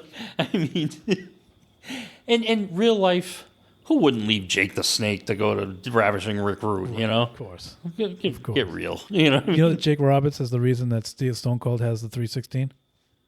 Yeah, it was from King of the Ring. Yeah. Yeah, I remember that. Little They known fought in the fact. finals. Yeah. Yeah. And him just saying that, making fun of his God thing, Oh yeah, sold him a bazillion T-shirts. absolutely. The other guy I always liked back then was the Honky Tonk Man. The honky. Honky Tonk Man. Cutting into strutting. He's my second favorite wrestler. that's of Brutus all the time. Barber. That's My Brutus bad. Barber. I like Beefcake. I met him a bunch of times. The Honky Tonk. Mr. Perfect #1 Honky Tonk Man's my all-time Honky second. Tonk is 2? Yeah, he's my second favorite. When he was in the Continental Champion, I used to go to the Boston Garden every month. Me and Dave Brown, and we'd go every month. And My old backdoor neighbor. Wait, there's got to be a better way to say that. what, you backdoor Dave neighbor? Brown, my backdoor neighbor. What I mean to say was we had adjoining backyards. Thank Correct. you very much. Yeah. And Honky Tonk Man every month would retain the title by the skin of his teeth. Yes. of Against Steamboat or Macho Man or Jake Now, the Snake. you just said 2 names in a row that could be one of the best matches of all time. Oh, Steamboat Savage, WrestleMania you already 3. knew. Yeah, WrestleMania 3. I'll never forget that. Everybody was talking about whether Hulk Hogan could beat Andre the Giant. Yes. And when the show was over, all they were talking about was what an amazing match Savage Steamboat was. Best match I've ever seen. They could have cared less about Hogan and Andre. Yeah. And it's true. Yeah. Yeah, best match I've ever seen too, Savage Steamboat. Totally stole the show. Yep, 100%. Piper Adonis was good too. Adrian Adonis? Adrian Adonis against Roddy Piper. You don't remember that? No. They fought earlier in the show. Loser had to get their head shaved. And Beefcake came out and shaved Adonis's hair. Now, he and Beefcake and Hogan are cousins in real life, correct? No, That's not true? no, not true. Are you lying about this too? Huh? The light went off in the garage, so I can't tell if he's lying or not. Yeah, no, then they're not. That's always been a rumor. They're not. Oh, so it's been said. Okay, Yeah. all right, that's fair. Yeah, just like back in the day, that there was a rumor that Elizabeth was married to Lanny Poffo, not Randy Savage, Leaping which Lanny is not Poffo. true. Yeah. Oh no, it wasn't. No, he and Savage aren't related either? Who, Savage and Poffo? Yeah, Yeah. they're related. Oh, they are. Yeah, they're brothers. Yeah. Yeah, as Poffo got older, you can tell what they look alike. They didn't look alike back then. They totally did at the end, right? They do now, yeah. Well, not now, but Not now, but back in the But day. I'm saying, like, when Lanny looks like him now. Like, I've met him. I met him last year, and they do look alike. Now, I wanted to ask you: did you ever watch on? Because I think I messaged you this or something, or texted it to you. The Dark Side of the Ring on. I've never watched. I've been meaning to. I hear You don't- about it a lot. You don't watch that? No. Do you choose not to, or do you? No, it's just I never know when it's on. I haven't gotten around to DVRing it. That's probably what it is. I DVR everything. Yeah. Every wrestling thing's DVR, but They've done 2 seasons. I gotta. You know all the deal. I have Netflix, so I don't know if they're on that yet. Huh? But they're great. They're phenomenal. But a lot of the stuff they talk about, I already know. But I bet you the stuff you don't, though. Yeah. And I know you know Probably. a lot. I'm not saying that you don't know. I'm not assuming, because I do believe Like the you- Bruiser Brody thing. I'm talking about that when he got murdered. New Jack. There's all kinds of stuff. Oh, New Jack with mass transit. Yes, Mass transit. yes. 17-year-old kid, or It's he's just 16. everything. I think New Jack was a 2-hour. No, you know what was a 2-hour episode? Eddie, Benoit, Chris Benoit. Chris Benoit, yeah. That was. I seriously, these are some of the best Yeah, he had brain damage. small documentaries. I don't know what to call them, but they're usually hour-long episodes, and they're just packed with A lot stuff. of world-class wrestling stuff, world-class championship wrestling stuff too, like the Von Erichs and stuff. Yeah, they had their own. Yeah. They had their own show episode. Yeah. Some really good ones, but the Benoit one was really good. The New Jack was really good. Yeah. Mass transit, yeah. Brody was very good. Yeah, he yeah. claimed he was trained by Kowalski, and he was 19 years old. He was over 18, and then you could hear the father yelling from like the second row, "He's only 16." It's New Jack's cutting him up. Yep, Yeah. yep. There was also one about the that tournament they had when they actually boxed. Oh yeah, and it was a complete nightmare disaster. And it's just this. I did. Bart Gunn. There's got to be stuff. Yes, Bart Gunn. There's got to be stuff on there that you don't know. I'm not saying everything. I'm just saying that I learned something. I don't know as much about wrestling as you do. So Well, they wanted who they want to see get beat up in real life? Was it JBL? Yeah, it was. It was Bradshaw. They were hoping JBL, somebody would kick the JBL was Bradshaw. Huh? Yeah. And yeah, they wanted him to get an ass whooping, and it. So they thought like Road Warrior Hawk could do it, but he couldn't. Yeah. Yeah. But there was all JBL is legit tough. Yeah, but there was all kinds of other politics. But like, I'm just saying you will learn something. Right. I'm sure there was. Yeah, this stuff. I'm not going to say you're going to be whoa. Like they thought like this. Dr. Death Steve Williams could take him. But, yeah, they thought a bunch of stuff that was just all wrong. It was just a complete fiasco. And then they never thought Bart Gunn would like be able to beat up everybody. Right, and he did pretty much. Yeah. Well, he did. He beat up everybody. Yeah, he did. Yeah, but he also got lost hurt. Butterbean. He got hurt too. Yeah, because then they made him fight Butterbean. Yeah. And Butterbean knocked him out. Knocked him out. Yeah. Oh, spoiler alert. Sorry, that should have been first. But that series though, I think it's on Esquire or something like that. Yeah, it was on Raw back then. No, I mean the series, thing, the series, and it's just so good. Oh, the Dark Side of Wrestling. That's what it's called, the Dark Side of Wrestling. Yeah, there's a lot of the real tough ones that people don't realize. Well, obviously everybody knows that the toughest wrestler ever is Haku. Haku? Ming, Haku. I know the name. I don't remember him though. You don't remember Haku? I don't recall. He was him. King Haku back in '88, managed by Heenan. Bobby Heenan. No, Yeah, he was the one half of the Islanders. I'm sure if I saw it, I know you'd saw him. I have a picture of me and him. Oh, do you really? Yeah. Can you tell the difference? Huh? Yeah, you can tell it's him. No, Oh, yeah, between yeah. you and him. Because you look Hawaiian. He was him and the Barbarian. They teamed up for a while. The Road Warriors. There's an episode. Oh yeah. Poor Hawk. I won't keep doing this, but That's it's all right. just it's so weird. I know you'd love it. That's why I'm so. I'm Yeah, so the Hawk pushing had it. a lot of demons. Yeah. Yeah, it's Animal. He's nice. I've met him Have you a really? couple times. Yeah, Animals. He's a nice guy. It's the only animal I know is on the Muppet Show. No, I saw him kind of lose his patience slightly with the guy. He was sitting there signing, and this guy just kept. He didn't pay for a thing. He just kept like. He was over by like the side of the table yelling stuff to him like, "Hey, Animal! Hey, you and Hawk should get back together. Start the Road Warriors!" And just going, "Yeah, Animal, Hawk, woo!" Stuff like that. And then finally, Animal stopped what he was doing, looks at him. He goes, "You know, Hawk's been dead for like 12 years, right?" So it doesn't matter. Yeah, the way he said it was like. It reminds me of the Goldberg comment. It was just probably the same delivery. Oh yeah. Like you're an idiot. You're a moron. Yeah, it's fixed. You're a You complete, goof. complete idiot. Yeah. Do you listen to any podcasts? Not really. Not even this one you're on. That's the wrong. I've been listening. No, to I'm teasing. episodes. I'm teasing. I'll But- listen to this one. Yeah, of course you will. But what I'm getting at is that there's a podcast by these two comedians, and they do a thing called Crime and Sports. Actually, you know what the mask I was wearing tonight? Yeah. That's what it said, Crime and Sports. Oh, because okay. That's their podcast. And they do, well, it's pretty self-explanatory, this Crime and Sports. But they have a lot of wrestlers. Nice. And they are the best. They're their favorite episodes to do because every wrestler has been concussed by a million times before they were even dealing with concussion. So they just, like New Jack. They just did one for New Jack. It was phenomenal. They've done Jake the Snake. They've done, I can't think of any more off the top of my head, but they've done at least 10 wrestlers. And they've all been just awesome. They're their favorite ones because they don't just it's their comedians, so they make fun too. But they always like one of the guys does a Vince McMahon. It's like, oh, get him with the suspenders and the overalls and that's probably a bad Vince impression, but basically he's got a type. You're like, oh, let's get him in his overalls and you're fired. Just all that crap. Love that. But these guys do such a great job. Boxers too. The boxers and wrestlers are the best ones because they're always getting hit in the head, basically. Yeah. So they come up with crazy stuff. They lose their minds and they commit crimes and it's just it doesn't have to be murder, but it's crimes in sports. And I think you would love those wrestling episodes. Well, I don't know if you remember back, probably maybe 15 years ago. Was it Peter McNeely and some other guy? They robbed like a liquor store or something for like $85. Wait, Peter. Do you mean Peter McNeely? You're not just saying that because we said that earlier. You literally was Peter McNeely? That's what I've heard. Like Really? about 15 years ago. I'm going back. It was him and another guy. I don't know whether he was driving the was it getaway Tucker? car. No, Was it Tucker? But they robbed like a liquor store, something like $85 or something. Well, Like that's worth it. that. Yeah, but I think it was Peter McNeely and some other guy. What? I don't know how true it was. I had heard something about it like That's insane. years ago on like sports radio. Oh, yeah. I don't remember it, but maybe they did an episode on it. That'd be great.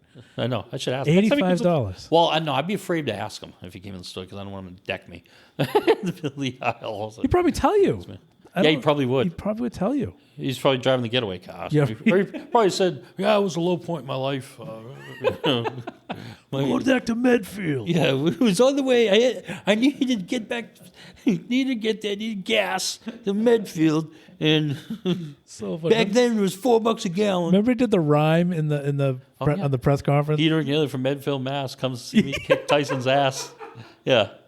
At least that one rhymed. He did another one that wasn't even close. It was. He's just he was just so funny. But oh man! But he couldn't have been. He was so nice at the Kiss concert. Yeah, like I said, when I met him, he was great. Yeah, me know, too. He was phenomenal. So he's in the store a lot. He's nice. I like him. So Well, you've got his groceries. Huh? You've got his groceries. Yeah. Well, no, I work in dairy. I work in the back. A lot of times, and I stock it. So they don't put you in front of the customers. Huh? They don't put you in front of the customers. No. Smart No, I'm people. too rude. I'm too rude. Hit the music. They can't have me in front of customers. I'd be too cranky. Like, am I bagging? Yeah, shut up. You get your eggs anyway I want them. Don't crush the eggs. Then scramble them. Yeah. Have an omelet. You're welcome. But, Yeah. I worked at Stop and Shop back in the 80s, too. It's at the one in been there Stoneham. forever, I think right? everybody worked at the one in Stoneham. everyone had at least one shift. Yeah. Did you ever work at the Stop and Shop in Stoneham? I did. You did? For like 10 minutes. I did carriages and bagging. Biggest mistake I made was telling them when I turned 16 because I was a cashier. I couldn't wander around anymore. See? I used to love just doing carriages. If you knew then what you knew now, you would have not done that. It wasn't worth the extra 80 cents. 15 forever you'd be. Yeah. That should be a store. What's that, 12? No, what's the name of that store? There's a store that's something in forever. 21 forever? I don't know. I think it's a girl store, so we really should. It was a raise from like $4 an hour to $4.80. Oh, so you took the 80 cents, yeah. Yeah. And over 10 years, that adds up. Yeah. But still, I used to have a lot of fun doing that. Now, have you been there since that? Like not at Stoneham, but have you been employed by Stop and Shop since that time, or did you leave and? Oh, I left. come back? Yeah, I left. I was there from. Some people have had to work there forever. Oh yeah. Oh, I know. I worked there from '87 to '89, and then around in 2002, I went and. So you took 12 years off. Yeah, in 2002, I applied at the one in North Andover. Yeah. Oh, all right. And just they said to me, "Are you interested in working grocery?" I'm like, "Oh, yes." They go, "Oh, good. We got high school kids at night. They're a bunch of punks. They don't take anything serious. They're always not doing anything. We need somebody like." So they need a guy like you. Yeah. So I'm like, "Oh, I'm your man." Oh, And people are like, You've made a "They huge want mistake." somebody serious, so they hired you." Seriously, what? And then within like a week, me and a couple of high school kids were out back doing whippets with the whipped cream. Go through a case of these punks whipped back cream here. doing whippets. Oh man, that's awesome. That's great. And then people would ask me, "Hey, can you buy for me?" And thinking back, when I was 17, 18, like, well, I was always looking for buyers too. That's how you justify that. Well, yeah, that's great. Yeah. That's phenomenal. The one in North Andover. That's is that near the college? Yeah, right Okay. in Merrimack. All right. And you know what's weird? I was hired by a guy named Bob Russo. He was one of the managers there, and he's the one that hired me. And I didn't realize till after he passed away this past spring that he was Laurie's dad, Laurie Russo. Remember Laurie Russo from Stoneham? Yeah, I went out with her. yeah, exactly. She was my girlfriend for a year. Yeah, There you go. I know Laurie. Right, but I didn't realize that it was her dad. I didn't either. Because she posted that he passed. I'm like, wait a minute, Bob Russo. I'm like, oh my God, that's her dad. Wow. And yeah, Small world. great guy. He was. But it's funny. Yeah, small world. Like I didn't even know I'm like, hey, I remember going to school with something like. I never said that to him, but we got on great. Yeah. I don't think One of my favorite managers to work with. Is that right? With, yeah. Did you reach out to Laurie? Yeah. I missed. Like, hey, sorry about your dad. And I'm like, I said, he hired me when I went back on tour. And Foolishly hired you. Yeah, I know. No, but he was fun. He was a lot of fun to work with too. Real nice guy. But yeah, you're like, I could use somebody serious. We got a bunch of punks work at night. But back then I was on 11 to 7, so I worked evenings. So That's awesome. So I'm like, I'm your man. You're serious? Yeah, that's me. I'm there. That's me. I'm Mr. Serious. Yeah, we won't be suplexing people in the back row. Don't worry about it. No. When you think serious, think Damon. That could be. You could run for office. When you think serious, you think Damon Farrar. That's with an F. Farrar. That's fantastic. Now you and I lived a couple streets away? A couple streets away. Yeah, I lived Andrea's House of Pizza, the big green house right next to it. Although now it's gray. I love Andrea's Pizza. Yeah, me too. I used to love their steak and cheese subs totally. and their meatball subs. I never had a meatball sub. However, the one in Winchester tastes more like the meatball subs I remember as a kid at the one in Stoneham. If that makes sense. So you go to Winchester to recreate your taste of a childhood from Stoneham. Yes. All right, worth it. Because the one in Stoneham doesn't taste like it did. They're the same people? I think so. Because I went there. I'll have to go. I haven't been there in probably 20 years. See, I've been there more recent than that, but not much. But whenever there was a time when I would go, every time I went to Stoneham, I would stop at Andrew's Pizza, and I would always see the same. Well, now she's a woman, but when I was younger, going to Andrew's Pizza, I think she was maybe a little older than we are, but she was still there because the whole family was there, Right. And so naturally I'd see her every time I went, and when I would walk in, she'd be like, "Steak and cheese, pickles, mayo." I'm like, "Yes, ma'am." Even if I didn't want it, because now she already made the effort. Right. But she'd been there. The last time I was there, she was there as well. So I didn't know if I wonder how that happens. Because it's the same people, but I think some of the brothers came and went. Yeah. Probably. I don't know. Stoneham's changed so much. Like, no Dairy Dome anymore. I was like, what the heck? I go in there because, like, for the longest time, I always would go there and get a chocolate vanilla twist with Jimmy's and a baseball hat. Yeah. I had every hat except for the Toronto Blue Jays and the Anaheim Angels. So whatever the summer was, they got rid of it. I'd gone because I'm getting the Blue Jays one, and they were torn down. I was so mad. And then I found out last year there's this place. It used to where Baskin Robbins used to be in Stoneham. Yeah. They Scoop have or the something? The hats. Daily Scoop or something? Yes. So I got my Toronto Blue Jays and I got my Angels one. You got Yeah. Showed them Dairy Dome. Thank God. Suck it, Dairy Dome. Yeah. But the junior high looks totally different. Yeah. No Wayside, bizarre. I mean, what happened Well, to that's Stoneham? been gone for years, I Yeah, think. but what happened to Stoneham? Well, that's in Reading, first of all. Right, yeah, but it's still, I consider past Stoneham. But Stoneham Of course. is kind of no friendlies anymore. And MDC pool, is that still there? Is that like everybody just... I pee in that thing no matter Yeah, whether, I was just gonna whether say, it's the MDC pool or not. Every time I drive by it, I stop, I pee in it. And for a while, the Stone Zoo, all you had was pigeons and squirrels. The Stone Zoo, they would charge you to go in there. Yeah, Their biggest pigeons thing and is the squirrels. lights at Christmas. And then they were like, oh, we're getting a wolf. A wolf. And the polar bear died. What was his name? Major? You had a name? Yeah, I don't know. Major. I think it was Major. I don't know. The polar bear? I could be wrong. And then did somebody try to go jump in and swim with them and the polar bear killed them? yeah, Didn't well, that happen in Stoneham? I'm on the polar bear side on that one. Yeah, me too. I mean, you don't jump in and swim with a polar bear. It's like, That's right. Yeah. You get what you get. yeah, it's like, you can't afford dog food. You don't get a dog. That's a great analogy. That should be a T-shirt right there. If you can't afford a dog food, don't get a dog. Simple.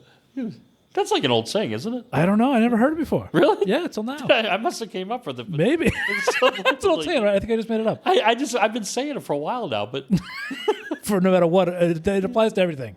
yeah. You guys got any chicken in the back? Hey, can't afford a dog food? You don't get a dog. If you can't beat up a polar bear, you That's don't right. jump in and swim with them. Seriously, who does that? Yeah, it's like, and the polar bear, they're like the toughest of all the bears, aren't they? Well, they live in the winter. I mean, not they. I mean, they're yeah. Yeah, I mean, I don't know if we can take a grizzly, but I've heard they'll attack us more on sight. Well, who would in a fight, a polar bear or a rhinoceros? Or a rhinoceros Yeah. or a polar bear. Yeah. Wouldn't a polar bear have more coordination? I think so. I think he would be able to hold the horn, like break put it him to the off. side and punch him in the face or something. Or And then body slam. Exactly. Like- Exactly. Yeah. And Right then on give him the rock bottom. And then the rhino's and upside down. It can't move, right? And be like a turtle. 3 pin and he's out. Yeah, if it's like a turtle, it's upside down. Rhinos can't get off their back. No, You dig the horn into the ground so he can't move. Then you kick They him. can't move, Kick yeah. him in the stomach. Do whatever you got to do. Yeah. So my money's on the polar bear. Rhinos aren't that tough if you really think about it that way. Right. You just Well, gotta grab rhinos them. aren't aggressive, are they? Yeah, they're pussies. Aren't hippos more aggressive? Yeah, because they're hungry hippos. Yeah, I agree. And the thing is, they look like they'd be pretty nice. They do. But they cute. did kill us in a Remember the news the review, Henrietta Hippo? Yeah. Who didn't love her? Freddie Freddie the Frog, come right at you. And their good friend Doug. And Emmy Joe. Doug. Every day's a different show. Yeah, that one. It's a different show. Doug and Emmy Joe. Freddie the Frog, Charlie the Owl, and Henrietta Hippo. Freddie the Frog. Henrietta Hippo. Yeah. And Another train. And maybe this one will come by. That's just a warning. we're gonna give you it all. We're gonna bring you the power. Da, da, da, da, da. Electric Company. Right? Yes. Letterman. Letterman. He was great. Yeah, Letterman. And Spider-Man was on Spider-Man Electric was on that Company. too briefly. Yeah. Yeah. And Morgan Freeman. Morgan Freeman. He was part of it. Who else was Morgan on Freeman Electric and Company? He was Easy Reader. Morgan Freeman. That's right. He was Easy Reader, yeah. Then you had Lawrence Fishburne on the Pee Wee's Playhouse. Yes, I never watched that, but yes. Really? I used to love the entrance music, the music for Pee Wee's Playhouse. I always thought wrestlers should use that as an entrance music. They didn't? No, they should have. Do you remember when the wrestling album came out and they did Land of a Thousand Dances? You got to know how to party. Like 40 Monroe. The Sheik. You got to move like the Sheik. I used to play that till Yeah, I have that CD. I had the cassette tape. Me too. I used to. I loved it. You know who sang the first line, right? Hold on. I know it. Hold on a second. No. You got to know. Well, that was the first line. You got to know it. Yeah, you know who sang it? Was it? No, not Freddie Blassie. It was. You got to know how to pony. It wasn't the Sheik. I do know. My third all-time favorite wrestler. Of course, we didn't get to the third one. You got to know how to pony. See, because I don't want you to tell me because when you say it, I'm gonna hate myself because I know the answer because I can see the video. Yeah. I remember the video, and I tell me. Mr. Fuji. Oh, I wasn't thinking Mr. Fuji. Okay, Really? Morocco sang the second line. is that right? Yeah. I didn't know that. Then, you know who else sang a lot of that song was SD Special Delivery Jones. S.D. Jones. It's Steve Gatorwolf. What? That's his name in real Steve life. Gatorwolf. Huh? No, Steve Gatorwolf was a wrestler. Who the hell's Steve Gatorwolf? He was like the replacement for Chief J Strongbow. When Chief J Strongbow He was a jobber. Could do it anymore. Yeah, they had to have an Indian. He was the run in. Iron Mike Steve Sharp Gatorwolf. of the Iron Indian. Mike Sharp. Yeah. Loved Iron Mike Sharp. He just died a couple of years ago. We're killing people. We just start talking about I him. know, huh? Yeah. Who But it's just like when Superfly Snooker ended up getting in trouble and leaving for a while, they brought in CV Affy because they By had the to bring way, in a guy. Snooker had an episode on the Dark Side of Wrestling. Yeah, because he killed his someone. Yeah, girlfriend or wife, whatever. yeah. Again, I don't know whether he really did that or not. Oh, stop They it. seem to think he did, huh? Yeah, they do. Yeah. I mean, he's dead now, so they can't chop They him. tried him posthumous, hummus. Did they? Posthumous? Yeah, they did. How do you defend him? Well, you don't. Ooh, did you have to pay a lawyer? It doesn't matter. Yeah. So Yeah, think they went along with it. Yeah. No wonder why when he died, they did nothing on WWE. Yeah, they erased him from the books. Yeah. Same with Benoit. You can't find him. Yeah, you They erased them. But They did one with Owen Hart too, because remember he died in the ring. Owen Hart. Yeah, well, that's because the family tried to sue. All right. Yeah, And, but you know, they erased paid- him too. Really? Wrestling was ahead of their time because they're canceling everybody before we were. Because 2020 they was canceling paid his things. widow $19 million. Yeah, 19.3 million. They paid Owen's widow. Is that So how exact can she amount? still be bitter? Well, it doesn't make it right. Right, right. We're gonna give you 19 million. Oh, okay, I'm happy. I guess. You can replace somebody for 19 Well, million. easily. I bucks, mean, even if it was like 3 million, you can still get somebody good. yeah, you get somebody else. But I'd do it for 2. How about Yeah. that? I would do it for 2 million. yeah, like Owen. I mean, and the thing was he pulled the wrong way. He practiced it. Like he went down like 5 times. Yeah. Before. You know? Well, the 6th one's a doozy. Yeah, I mean, his last words were, "Oh shit!" I thought it was, oh shoot. Oh, the poor guy. I was thinking about the Iron Sheik because they used to have these puppets, like finger puppets, and in the commercial. Thumb wrestlers. Yeah, the thumb wrestlers. Yeah, Mr. Thank you. Wonderful I'm sitting Ball here and doing Iron this with my Sheik. thumb. I'm glad no one can see that but you. I'm glad you know what I meant. And in the commercial, he'd go, "Okay, kids, back to class." And Piper, and yeah. I love the Iron Sheik. He was one of my favorite mic guys too, because he what do you see? Cameraman, look at me, and cameraman, zoom this. so this, and put I beat Mr. Bob Backlund with the camel clutch. He was great. Backlund was good when he snapped. I was never a Backlund fan. Really? Oh, Yeah. I posted a thing a few weeks back about who'd win in their primes. Bruno Sammartino versus Bob Backlund. Bruno. I know everybody says Bruno. I'm like the only one that said Backlund. Why? I just think he'd out wrestle him. Yeah. Strength wise, they're probably about the same. I figured Backlund was a little stronger. But Do you? better wrestling skills, but Bruno's more of a brawler. Yeah. It would be close. I don't know. I'd go back and forth too. But I think I'm the only one that kind of leaned towards Backlund. Yeah. Everybody else said Bruno, so I'm probably wrong. But in all fairness, I'm biased because I don't know anything. I'm not a fan of Backlund, but I kind of like Bruno Sammartino. Yeah. What about Sergeant Slaughter and the Iron Sheik? They've done that. That was the best feud back in the mid '80s. First time I ever went to a wrestling show. That was the main event. Sergeant Slaughter versus the Iron Sheik. That was huge. I talked my mother into bringing me to Boston Garden. It was 1984. Really? That was the first match was B. Brian Blair versus Terry Daniels. Remember Corporal Terry Daniels? I remember B. Brian Blair. I don't remember Brian Terry Daniels though. Terry Daniels was Sergeant Slaughter's protege, kind of, and Mini Slaughter. yeah, and there was one match the Iron Sheik just beat the crap out of him. Yeah. And then another match Nikolai Volkov beat the crap out of him. So Slaughter ran down to try to save him, and then they both beat the crap out of Slaughter. Everyone's getting the crap beat out of him. Huh? You know what's funny? What I love about wrestling now is that, like back in the day, we say back in the day, but back when we watched it, Saturday mornings, Hogan and all those guys, there was never two giants going at each other. Right. It was always your Iron Mike Sharps, your jobbers. your jobbers. Tito Santana versus Charlie Fulton. See, the fact that you know Charlie Fulton it doesn't surprise me, but it amazes me at the same time. Mr. Wonderful Paulo versus Salvatore Bellomo. I remember Ordo was one of my favorites. Jose Luis Rivera. Yes. Mario Mancini. I remember him too. Yeah. Mario Mancini, I know very well. He Personally? He runs a place down in Connecticut called Pioneer Valley Pro Wrestling. It's our Mario Mancini, Steve Tracy, who's also former WWE. I call it talent enhancement because talent enhancement is better than jobber. Yeah? True. And Paul Roma, the three of them all. You remember Paul Roma? I do. Right. Those three run it down there. Mario Mancini makes these great cheesecakes. Of course, they're just phenomenal. Oh my God! So I've gone down there and just for the cheesecakes. Got the cheese. Well, I'd gone to his show and then message him, have him make me a cheesecake. And pay him. And he has a sealed in the cold. Sure. Dry ice and stuff like that. So I drive home because it's a 2.5 hour drive. Gotta make it worth your while. And one of the first times I met him, I went to the show and he just asked. He goes, "So where are you from? Where did you travel down from?" And I said, "Drake, Mass." And he goes, he looked at me. He goes, "I know exactly where that is." He goes, "I went to school up in Andover for law school." He goes up in Andover, Mass. And he goes, and it's right next to Drake. And he said to his partner, there, Steve Tracy, the guy that runs, he looks at him. He goes, "This guy drove 2.5 hours to come to this show." Wow. And he looks at me. He goes, "Thanks." Thanks. And, Appreciate it, man. Yeah. And appreciate it. Every time I go, he remembers when we talk, and he's a good guy. Well, he does think you're Kingpin. That's why. Yeah, he thought that too. Yeah. Yeah. And there was a wrestler. I thought you'd be bigger. There. Huh? I thought you'd be bigger. Well, there's this wrestler down there named Jim Anderson. It was called Big Jim Anderson. And he had peeked through the curtain, and he saw me sitting down. And he said to this other girl that I know, like, from that she worked behind the scenes, though.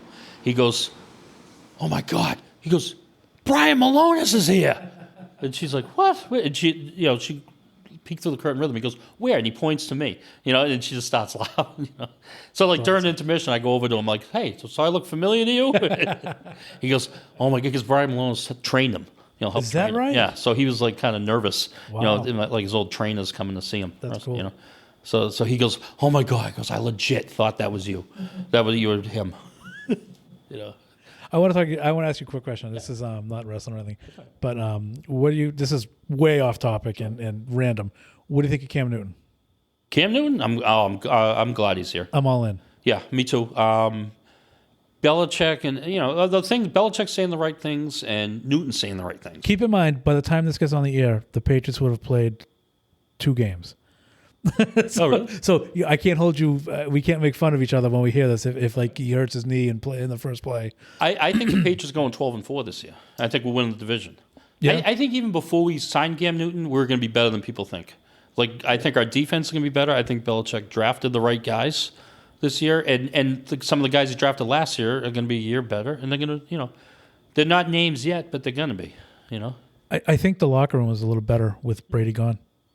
You know? Because I don't read, get me wrong, Brady. it's not about Brady never has to buy a drink in this town. No, that's true. If we don't win the Super Bowl, I hope he does. Like I'd love to see Tampa Bay win the Super Bowl as long as it's not against us. In Tampa. Yeah, exactly. In Tampa, but in Tampa. But word on the street is that it's in Tampa. Yeah, they'd be the first team to win in their home stadium on the Super Bowl. Wow. Who was it that had a shot recently? I think it was. Were they recently in Minnesota, and they made the playoffs? Or am I thinking of something else? Yeah, it was. Well, was it Minnesota? Well, they did win in Minnesota. I figured if they were good then. And it was in New York one year too. Yeah, which was a mistake. But we are. Yeah, I think the Patriots are going to be good this year. I do too. I think we're going to win the division. Obviously, Chiefs looked strong last night. Yeah. Again, this was 2 weeks ago, people. Oh, yeah, 2 weeks ago. yeah, 2 weeks ago back then, the Chiefs looked really good. The Chiefs could be 1-2 by now. We don't know. True. And, Ravens, Lamar Jackson, so far he has shown that he disappears in the playoffs. Well, he looked terrible last year. Fair, but it's still too small a window. Only one team. It's a small sample size, really. But right. But the year before he was in the playoffs, he did nothing. Right. Remember they were clamoring for Joe Flacco. Well, Drew Brees has only won 1 Super Bowl. Yeah. So has Aaron Rodgers. And frankly, you know what? Peyton Manning should have won more. I agree. He won with that. 2. Yeah. His brother Eli's won just as many. That's embarrassing. Against us. Against us. I know, right? Like I said, Tom Brady and his brother have won more than Peyton and Eli combined. That's true. That's true. And Tom Brady don't have Tom Brady don't have any brothers, right? Tom Brady and his sister have more than combined. Have more Super Bowls. They like 1.5 times more. Yeah. Yeah. I never liked the ring argument because Charles Haley has 5 rings. Has 5 rings. Robert Horry has 7. Well, even if you just stick with football, everyone loves to talk about Montana. Yeah. Terry Bradshaw has 4 rings. Yeah, Bradshaw. Aikman's got 3. You're right, Bradshaw. But whoever says Bradshaw when they talk about the best quarterbacks? I actually do. I think Bradshaw is great. Besides plus you, he called his own place. But besides you, who does? Nobody. He and Montana have 4 rings. Right. I don't get me wrong. I think Montana was better. Of course, because rings don't. Just because you have the rings doesn't make you great. However, you could be lucky. You're fortunate. Charles Haley has different teams. Right. He's got 5 rings. Deion Sanders, how many rings does he have? Like I think 2 or 3, but he's been on 15 different teams. Right. Now, I don't even think it's all about numbers too, because personally, I think Troy Aikman's one of the greatest quarterbacks ever. However, if you look at his numbers, he doesn't crack the top 50.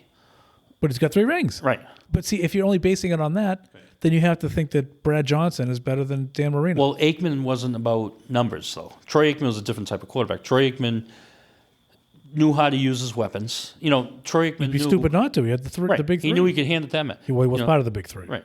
He would love to be able to throw the ball 40 times. He said it would be a lot of fun to do that, but they don't win when they do it. Not practical. He played smart. He used all his weapons right. He managed the game. So he didn't care about his personal numbers. See, that's why Carson Palmer had good numbers, because he played for the crappy Bengals, who were always behind, so he's always throwing the ball. Yeah, you're going to throw for 500 yards when you throw it 80 times. Right, so fantasy-wise, down 40 points. Exactly. I always drafted Carson Palmer because he's going to put up 50 points because the team sucks. Now, I think Brady gets a lead and runs the ball. I do think most quarterbacks do. If Aikman... if you took Aikman, you put him on the Dolphins for all those years that Marino was there, I think they would have won Super Bowls. Because Aikman would have pushed to get a running back, first of all. And Aikman just would have been smarter. He's smarter. Wow. Marino just loved throwing. Well, because he had to. Yeah, but he never. When your best running back is Kareem Abdul-Jabbar. I know, and who's a better basketball player, by the way, than football player. I mean, come on. But he had Bobby Humphrey. He had Sammy Bobby Smith. Humphrey, is that you? Well, not Bobby Humphrey was better in Denver. I thought it was San Diego. Oh, I'm thinking Stan Humphries, the coach for San Diego. Yeah, Bobby Humphrey was a runner. Yeah, but you think all those years, Marino could have used some of his pull to talk to me and say draft a running back in the first round. But it didn't happen. I mean, they tried. Didn't they try? It wasn't Kareem Abdul-Jabbar first round. I'm making that up. I don't even know. I don't know. But Keith Byers. But I mean, yeah, but he was a receiver and blocking back. He wasn't. And he took baby steps because he wanted to pull his hamstrings. Every step was like a foot apart. I can't even remember. Bernie Pomeroy, Irving Spikes. That's right. Yeah, they had a few. But that's what I'm talking about. That's the quality they get. So what are you going to do? Hand it off to them or throw with Dan Marino? Because then you're an idiot if you run the ball because you get Dan Marino throwing it. You know what I mean? Who calls a running play when you get Dan Marino? Yeah. You have no choice. And the defense was never great. Yeah, but how do other teams get running backs? You know, the Cowboys got Emmett Smith. You know, the funny thing is, I remember that year, everybody wanted Blair Thomas over Emmett Smith, including the Cowboys. You know? Say that again? Everyone that year, it was in 90, what was it? Emmett was drafted in 90.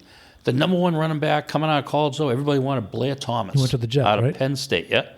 Yeah, everybody wanted him, even the Cowboys. Yeah. But then Emmett Smith fell down to them. Fell to the and they got Emmett. They're just stuck with Emmett because they couldn't get Blair. That's crazy. Yeah, but you know who won those Super Bowls for the Cowboys, though, mostly? Herschel Walker.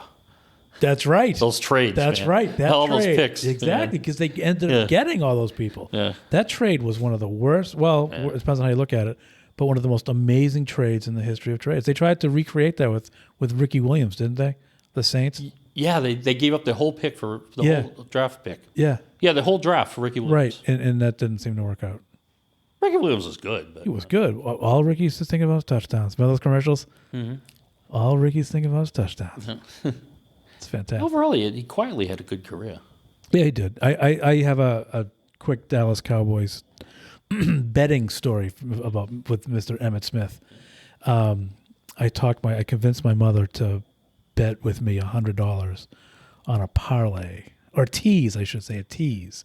And the first game, I forget what it was, but they had to just win the game, and they did. It was an easy one. The second game was even easier. It was the 4:00 game. Miami was playing. No. I'm sorry. Dallas was playing. I want to say Minnesota, and all they had to do was win by 6. And it was a no-brainer. They were going to beat them by like 28, but the tease brought them down to 6 in my favor. And they went into overtime. And my mother is freaking out because now she has to give me $100 to give to whoever it was. I forgot who it was. And for some reason, I forget the circumstances, but you know the obvious only way to win is a Dallas touchdown. Right. And Emmitt Smith runs one in for a touchdown. And we won the part of the tease, but my mother was so miserable. She was sick in bed because it was her first bet ever. She did it. I was so confident about this bet, which I was right about, by the way. I technically won the bet, but I put her through hell in the meantime. Well, from 4:30 to 7:30, she was absolutely miserable. Don't worry, they're gonna catch him. They're gonna catch him. Oh, overtime. Oh crap. Oh well. So Emmett was they won by 6 because you don't kick the extra point. And so I won the bet.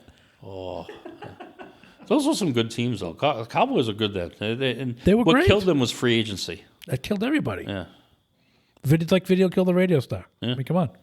Yeah. So the Patriots. That's what makes Patriots more amazing. I agree. Yeah. 20 years. Yeah, of dominance. No matter who comes in. Yeah. I mean, Belichick, next man up. That's so true. And that's why I'm not worried about like Hightower and all these people like that are opting out. Yeah. We've got people to replace. Exactly. And now what's going to happen is they're going to be really good, and then we're going to get these other guys back. Well, Belichick just cut them. Well, Hightower would be like, yeah, maybe. I didn't think of that. Yeah. They'll trade him to whoever Bengals. Give them Matt Patricia. Pick a shit team to trade him to. Yeah. So. But I'm really not worried about it because our defensive backs are second to none. Yeah. But I don't want the backs making tackles. That means they're gaining 8 yards of play. But you're gonna have to run on us because you can't throw. Yeah. And I think we got some, our picks were geared towards stopping Lamar Jackson, I think. He got a lot of fast linebackers. Yes. Yeah. Yes. You do have to. Yeah. I think that's kind of what his thinking. But Belichick just knows. Like, if he's going to screw up, it's going to be drafting an offensive player. He usually doesn't screw up defensive players. Yeah. And he makes his mistakes, but it's usually on the offensive side because he's a defensive coordinator. Right. But Brady took a shot at that too. Yeah. Because now he's finally got an offensive-minded head coach. Yeah. Yeah. And yeah, I mean, the way I look at it, like they all say defense wins get Super Bowls, right? So right. I mean, you look at Brady is Darth Vader, and Belichick's the Emperor. Oh, I'm gonna go good and bad. I'm like kind of look at it like that, and we all know in the Star Wars world, the Emperor is way more powerful than Darth Vader. Who'd win in a fight, the Emperor or a rhino? A who? A rhino? A rhinoceros. Oh, the Emperor. Yeah, absolutely, absolutely. The Emperor would wipe out Darth Vader like he's nothing. Completely, no doubt. Yeah. Do you watch The Mandalorian? No, I have not. I know I should. Oh I my gotta. God. I wish Disney Plus was. I want to be able to just call Comcast and say, "Look, can I just add that as a channel?" No, you can't do that. Well, I know. What But that's what I want. I want it to be a channel on the cable. No, it's a stream. It's a streaming. I don't know how to stream. You don't know how to stream. You just have to buy a Fire Stick. I've never done any of that stuff. Like I said, I just got a cell phone 10 years ago. It needs to be on the cable box so I can just. Like I just got my first flat screen a couple months ago. I have a Fire Stick, and on that I have ESPN Plus for all my fights. I have Disney Plus. I have Hulu. I have all kind. How you doing? I have no clue how that stuff even works. That's how far behind I am. You are far behind. That's true. You are. You're. They call that an old soul. That's what you are. You're an old soul. I still have all my VHSs. I have and I have no TV to play it on. Yeah. Well, no, I have a DVD with a DVD VCR combo. Yeah, that's the one that broke, the 19-inch, isn't it? No, yeah, that's the TV combo. But no, I have a DVD VCR combo. The two that plays both. I got that. Oh, of course. I got that in the living room and that one in the bedroom. but I had one in the box. Just your flat screen TV on the back of it has something called an HDMI. Yeah. And that's what the Fire Stick is. It just plugs right in. Yeah, I'll show you. You're gonna go with me to Larry's house. Okay, and there's a wire that'll plug right in. I'll show you because I actually bring it with me to Larry's. How much do those cost? They're on sale on Amazon for $30. Yeah, it last forever. Well, as long as you don't put it in the nachos. I mean, it should. Don't dunk it in the queso, but absolutely. Oh, shit. It sits in the back, and when I go to when Larry comes here to watch the fights, obviously it stays on my TV. Actually, no, that's not even fair to say because I have two, one in the living room and one in the bedroom. So I take the one in the bedroom out. So do you have cable? Yeah. Okay. Yeah. It's a streaming thing. We'll never get rid of cable because my wife will never get rid of her DVR, and I don't blame her. Yeah, I have a DVR. I'll never get rid of. You don't have. I'm always having it like 90+% capacity. Yeah, right. Even in COVID times, I'm taping something, but it goes in the back. And when I go to Larry's, I just take it out, grab the remote, go with me. And since I've already, like I told you earlier, I already plugged it into Larry's and set it up with his password with his Wi-Fi. So next time on the 26th, when will this Show be me up? how to do it. I'll buy one. It's honestly, it's phenomenal. And Disney Plus is cheap. But yeah, you just stick it in the HDMI. Pay for that, and then I'll watch all the Mandalorians. And it's got all the Marvel stuff. It's got all. If you get ESPN Plus, you'll be out of your world. They have everything. It's better than Red Zone. Well, nothing beats Red Zone. No, nothing beats Red Zone. But Red Zone's only 12, 16 times. That's all you get it for. But that's in the sports package. It's worth it. But no, the ESPN Plus have the UFC fights, which you don't really care about, but they do have all the 30 for 30s. They have everything. It's sick, and you can set up your Netflix to it. You can set up your Hulu to it. Anything you have. I have Netflix. I'm and you can put it on your. You wouldn't have to because you have it on your cable, I'm telling you, I should do that. I'm literally just unplugging something from the back that doesn't affect it in? anything, and put it in a baggie and go into Larry's house with it. So it wouldn't work on my tube TV then, right? No, it would not work on YouTube TV. The beast in the living room. Well, yeah, you'd have to put it in the flat screen. See, which I'll never get rid of that one. That's especially fine. You don't have to. Because I got so much crap on top of it. you don't have to.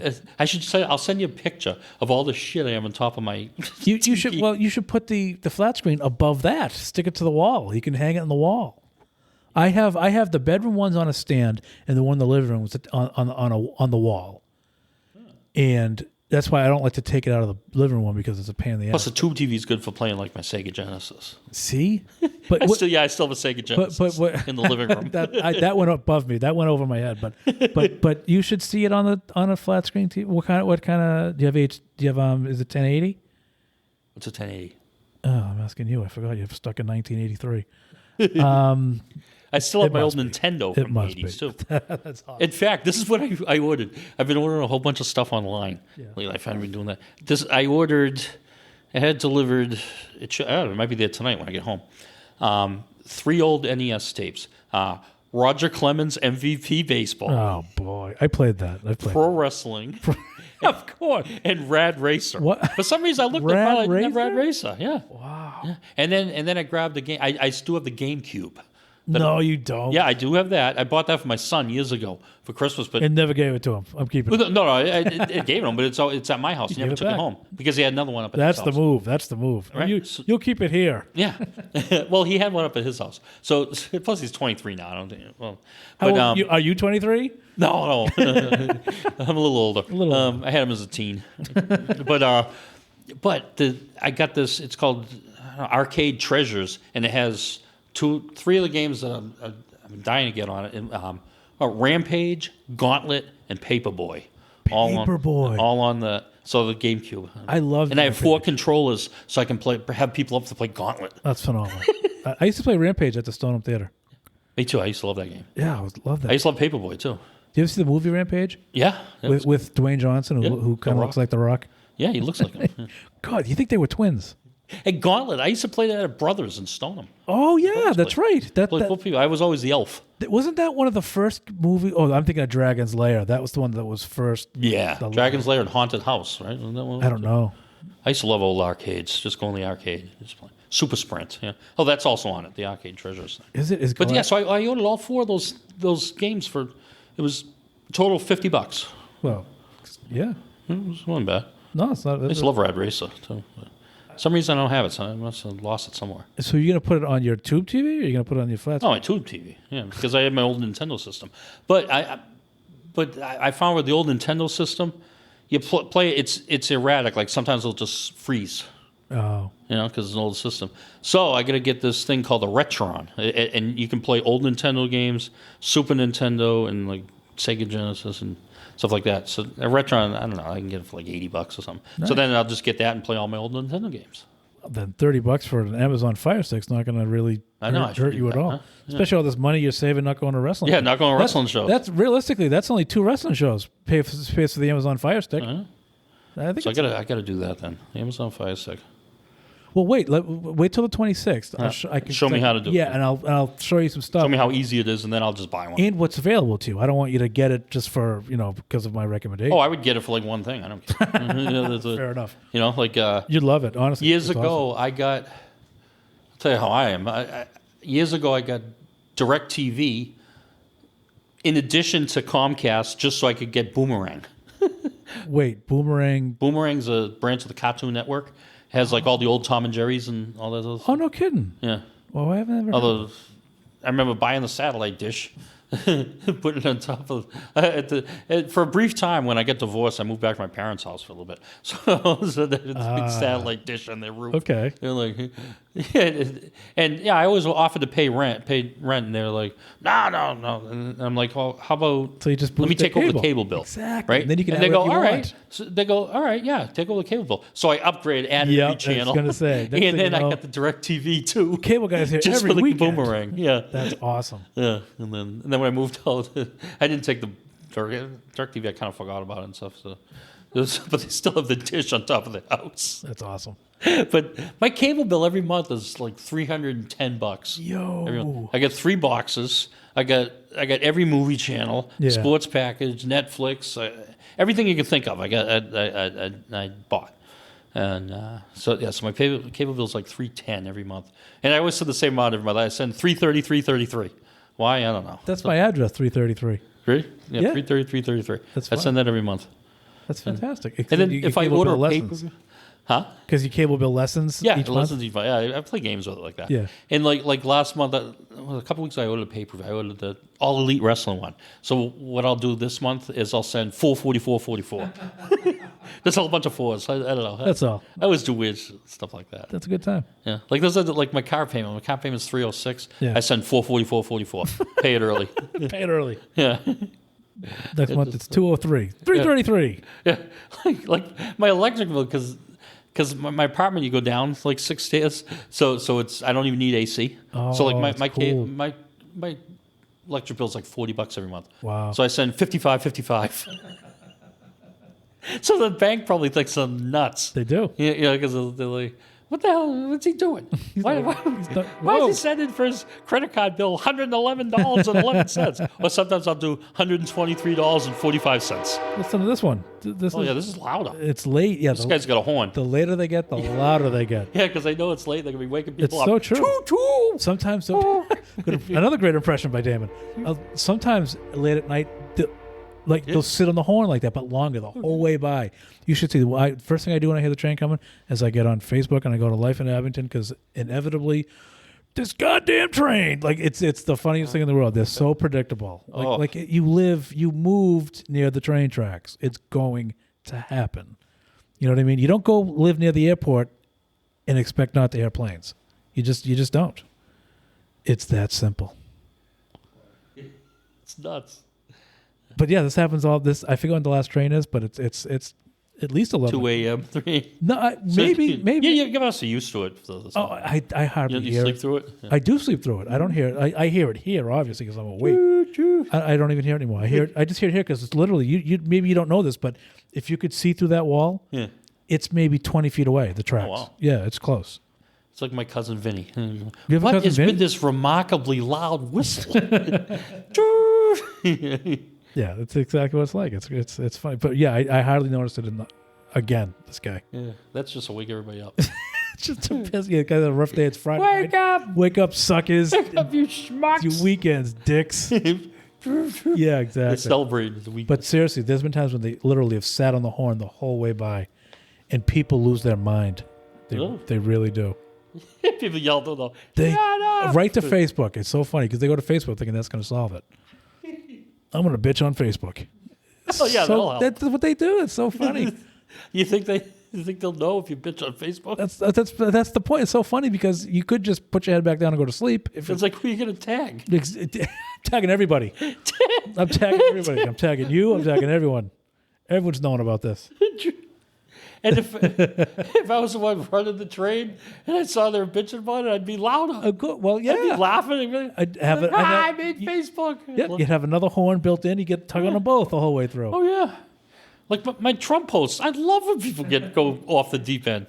You know, I love your Trump post is so funny because this is all they consist of. My bank account is growing larger. Go Trump, and people just hate it. And you probably don't even know anything about politics. You just don't. I know nothing You just about love politics. pissing people off. Yeah, I get this one guy, Simon Gregory. He gets pissed. Does he really?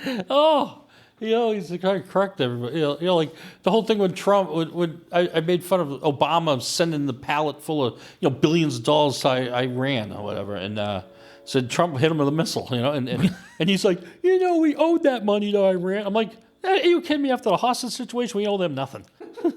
We should hit him with another missile just for the hell of it. Based on no facts whatsoever. Yeah. That's what makes me laugh is because I can tell that you don't really understand. I have no clue. No, I'm not making fun because I know nothing about politics. That's right, I don't know nothing. anything.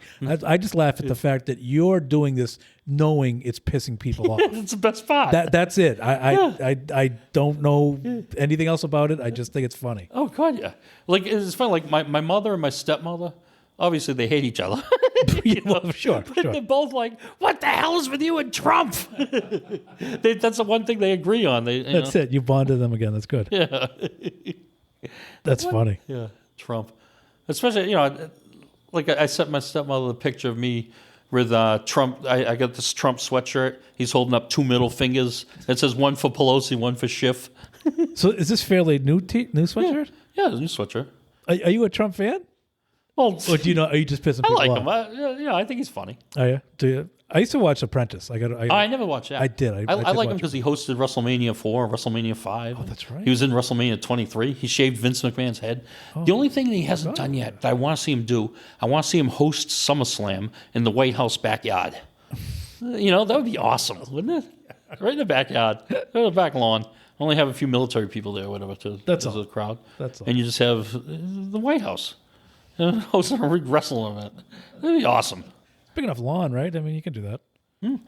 Yeah, right in the backyard. Vince, they're buddies. Are they? Vince and Trump, sure. Well, Vince probably isn't happy that Trump shaved his head. No, probably not. And they can't call Trump a racist. His favorite wrestler is Bobby Lashley. Right? Is that true? That's funny. Well, that's who he had represent him. Oh, I don't. They each had, what it was they each had a wrestler represent them, and the loser had their head shaved. So Vince's guy was Umaga, and Bobby and Trump's guy was Bobby Lashley. Oh, I didn't know And that. Bobby Lashley beat Umaga, so that means Vince had his head shaved. Ah. Yeah. If only Vince had some way of making sure that didn't happen. Because they weren't sure who, there was always a rumor whether it was their real hair on both of them, Vince and Trump. Yes. Yeah. And We found out. yeah, they both had real hair. Well, Trump's looks like corn, like the things that Corn thing wisps, from the corn, husks, wisp from whatever. the corn. Yeah, Yeah. That's always kind of what. I love He'd be better off just going bald. the best part about Trump is the fact that he doesn't get his whole face covered. Yeah. There's always like half of it. It looks like what your great grandmother when she's putting her makeup on, she like puts it on.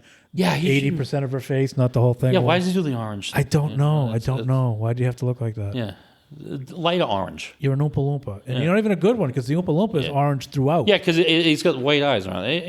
Yeah. I mean, there's things. I don't not pick on Trump. I mean, he should just stay away from the orange. Stay away from the orange. Stay away from the Twitter. Yeah. And stay away from the orange. Yeah.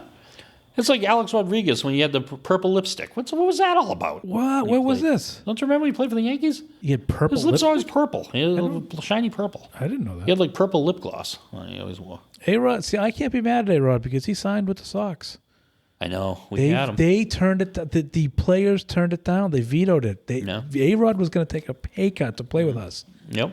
I can't be mad at him. No. I can't. I remember that. It wasn't his fault. He signed. Tested positive, but That's yeah. He signed. He signed the contract, he and, did. and they said no. Sorry, yeah. I wish can't do it. would have helped us. We might have had more. I don't know. I'm happy the way it worked out. Don't get me wrong, but people hate A-Rod, and I just can't. Because Yeah, I don't hate him. I mean, yeah. I don't know why people hate him. Like I've always liked Jeter. I respect Jeter. Yeah, and you I've take always him on your respected team, Posada. but you don't want. I mean, I don't get me wrong. When they were playing the Yankees, I hated A-Rod. Of course, you have to. But when the game's over, I had to remind myself, hey, he wanted to be a Red Sox. Although you know what, I rooted for Roger Clemens when You still root for Roger Clemens. if we played the Yankees, Clemens was pitching. That's the one game I wanted the Yankees to win. Wow. Yeah, I'm a Clemens guy. Why can't he pitch like 5 perfect innings, get pulled out, and then we beat him in the bottom of the 8th or something? Bottom of the 9th. Doesn't work for you? Well, I'd be okay with that. Yeah, that's fine. You know what that's like? You're the guy that has As long as he doesn't get the loss. You're And the- his ERA's protected. you're the guy that has Peyton Manning on his fantasy football team, and he wants them to beat the Patriots so you can win your fantasy team. I remember one time I pissed off this guy I work with. I remember I was working in a group home at this point, and the Red Sox are playing the Angels, and Which version? The Anaheim? Or Anaheim the Angels. California? Well, I or know the- it's Garrett Anderson. Garrett Anderson. He was hit center a fielder, grand right? slam off us to was take good. the lead.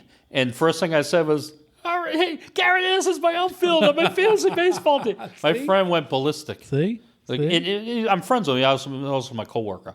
And my friend, he's like, Are you kidding me? Well, he goes, oh, well, as long as it's your fantasy team, that's okay. you know what? I say you got to take the good out of everything, and that's you're just making the most of the situation. That's all. Yeah, that's all. But yeah, he was like went nuts. He was a good player. I remember Gary Anderson. Gary, yes. I always give you 100 RBIs.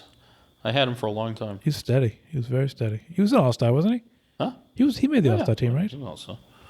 Yeah, I always liked him. Yeah, Red Sox. So What, not did so you good ever this year. did you ever go to any baseball games, like any stadiums other than Fenway? Yeah. Yeah, I've been to Yankee Stadium. I've been to Jacobs Field. That's Cleveland, right? Yeah, Cleveland. I did a doubleheader weekend there. I went. It was Indians versus Blue Jays, and then I saw the Patriots versus Cleveland Browns. Whoa, that's pretty Right cool. there. That was in downtown Cleveland. Stayed. Wow, well, on purpose? Huh? On purpose? Yeah. Yeah, it was. The Cleveland Browns had just come back too. Bledsoe was still the quarterback. This was in '99, and this is a good story that goes with this. I, flew out, me and my friend, and there was this football I wanted there in Cleveland. It was right in downtown Cleveland. Problem was I couldn't fit it like in my duffel bag, and we were going right from the stadium game, right to the airport and stuff. So I had to put it in the bus and stuff. So I didn't get the football. Ooh. About 3 weeks later, I had like 3 or 4 days off. I just jumped in my car and drove to Cleveland and bought the football. Are you kidding me? Yeah, just on a whim. Woke up one morning, just did they not jumped in have my the car, drove internet to back then? Huh? Did they not have the internet back then? No, that was 1999. They didn't have the internet in 1999? Well, I don't know. I didn't. Oh, that's fair. Okay. They might have. I didn't. Right. So, and on the way back, this was about 3 a.m. I hit a deer in Albany, New York. I was driving home from. How's your car? Cleveland. Well, it took out the front fender, one headlight, and then it knocked me a little off the road, so it took out my side mirror on this side. And I spun around, but I was okay. The car was runnable. The deer was laid, like on the ground. Oh, usually they just keep running. They don't give a crap. No, that was on the side of the road. I was so mad at that. What I wanted to do is. Well, careful what you say. Think about it. Well, you thought it, so go ahead. No, it's all right. What the heck? Instinctively, I wanted to go in my trunk and grab the baseball bat I had and just beat the crap out of it because I was mad that it did to my car. So I didn't. No, I didn't. Instead, I just backed up over it. Why are you air and quoting drove you off. didn't? Huh? Why are you air quoting you didn't? Well, No, I'm kidding. in my head, I didn't want to get out of my car. I was implying that you really did, but you were lying. I'm just teasing. no, but I It's didn't. dark in here. You can't see what I'm doing. So I know. I guess it's not my fault. I didn't want to get out of my car because I always thought they traveled in twos, so I didn't want to be beating the crap Doe out of a it deer? with my bat, and all of a sudden the other deer comes up and gets me. It's a big behind, setup. Pearl just to catch Harbor's it. Yeah, me. exactly. So I just backed up over it and then drove off. I'll go first this time. Don't worry about it. I was so mad. So I hate deer. Ever since I hate deer, they're just dumb. Deers are dumb. They run right. They don't move. When you stare at you Who'd win as in you're a driving fight? into them. A deer or a goat? I like goats better than deer. Who'd Who'd win? win in a fight? I hope a goat. You got to go with the hope- deer. He's got the antlers. Huh? You got to go with the deer. He's got the antlers. Yeah, but I'd root for the goat. You root for And the goat. If I could help the goat out, I would. Right, but you put your money I'd on the come up deer, behind right? and hit I'd the put deer at least $1 on the deer. $1. Yeah, I got it. I I see what you did. I didn't set up. That wasn't even a setup. I see what you I did got away there. with it there. So yeah, I drove the rest of the way home in one headlight. That song had just come out back then too. I was just going to say something about the song, but I'm like, yeah, you know what? I put it in the book. That was bad though. Like $2,000. Who's that? The Wallflowers? One headlight? That was Jacob Dylan, wasn't I it? think so. Yeah, right. Yeah, Jacob Dylan. He was the lead singer for the Wallflowers, I believe. But yeah, so ever since then I hated deer. But so that football is worth about $2,000 to me at least. Oh, I see. Yeah, so that football. What was so worth good a about lot. the football? I don't know. It's just it was a Cleveland Browns football that I wanted. So I don't know. I went and got it. How long did it take you to drive? Barring the injury, the It accident. took me like 10 hours. It's 10 hours each way. Wow. 11 hours each way. It's 652 miles each way. But what I did was on the way up, I hit a rest area in New York. Did you hit that with a baseball bat too? No. This is almost near Buffalo. Like if you turn up to go Buffalo. So I got a Doug Flutie Buffalo Bills football too. Oh, so sweet. Like, cool. Did you get Flutie Flakes? No, I My mother lives in Buffalo, you know. I have Wayne Corbett flakes. Why? Hofstra? I just do. I got Was them it from in New York. Hofstra or the Jets? No, from the Jets. Okay. Yeah, they're in my closet. I still have I got the Dan Marino Wheaties box. Oh, I got the Larry Bird one from the 80s. All the cereal's still in it. Really? Yeah. I'm afraid to open them. I wouldn't open. I wouldn't eat them. No, you wouldn't. And I got the all the collectible Wheaties things I got. Like I got the first Patriots ones. Nice. Ones from the 90s. Sure. The Cal Ripken one. I got them all. I don't know whether they're going to be worth anything someday. Yeah. I don't know. You should put them on eBay. I think somebody would buy them. Yeah, let's find a Marino fan. Hey, perfectly good condition Wheaties box. How much? I'll buy them off you. I know, huh? I'd buy the Marino one. He's still my. I don't know if he's still my favorite quarterback, but he's one of my. He's one of my top 3 favorites. Really? Yeah. I rooted for Miami for a long time and the Patriots, but Miami just because of Marino. Well, who would be your 5 favorite quarterbacks? 5 favorite quarterbacks in no particular order would be Dan Marino, Drew Brees, Peyton Manning, Tom Brady. What do I have? 4, 3? That's 4. I have one more. Peyton Manning. I love Peyton Manning. Really? Yeah, and geez, I don't know about the 5th one. Not Bledsoe? I wasn't a big Bledsoe fan, I'm a huge Bledsoe guy. but I truly believed when Bledsoe came out that our season was done, and Ty Law seems to agree with that because. Well, I mean, obviously they want to win the Super Bowl, but he says that the Patriots would have won the Super Bowl with Bledsoe had he not got hurt that year because it was all about the defense, not the offense. I think eventually we would have won a Super Bowl with Bledsoe, just not. I don't know. Well, he said it would have been that year because he said Brady didn't win the Super Bowl. And if you remember correctly, when Brady first started, Brady's numbers weren't that great. Well, he was just don't lose the game. Right. No turnovers. Just yeah, he wasn't what he is now. Exactly. That first one. That's all he's talking about was that first one. So by his argument, we would have won it with Bledsoe, no matter who was quarterback, because much like the Tampa Bay Bucks, they won not with who was it, Trent Dilfer or Brad Johnson, whoever it was. I think it was Brad Johnson. They won it with the defense, and I actually made a lot of money on that Super Bowl because I bet big on the Bucks and they were underdogs to the Raiders. I actually bet on I think it was 5 or 6 to 1 on. First touchdown, I picked Mike Allstott, and I forgot I made the bet. And then when Mike Allstott got the first touchdown, somebody remembered that I told him that I made that bet and was excited for him. I'm like, what the hell are you doing? He's like, Mike Allstott got the first touchdown. I forgot I made the bet. Oh, wow. I mean, it wasn't big money. I didn't put big money. I just made multiple bets because it was fun. I was up. I never bet big, but I won. That year I won often, so I had house money. Yeah. So I made millions of little bets just to make it fun. But I won all of them pretty much because I bet on the money line, I bet on the points, and the money line being an underdog, is good.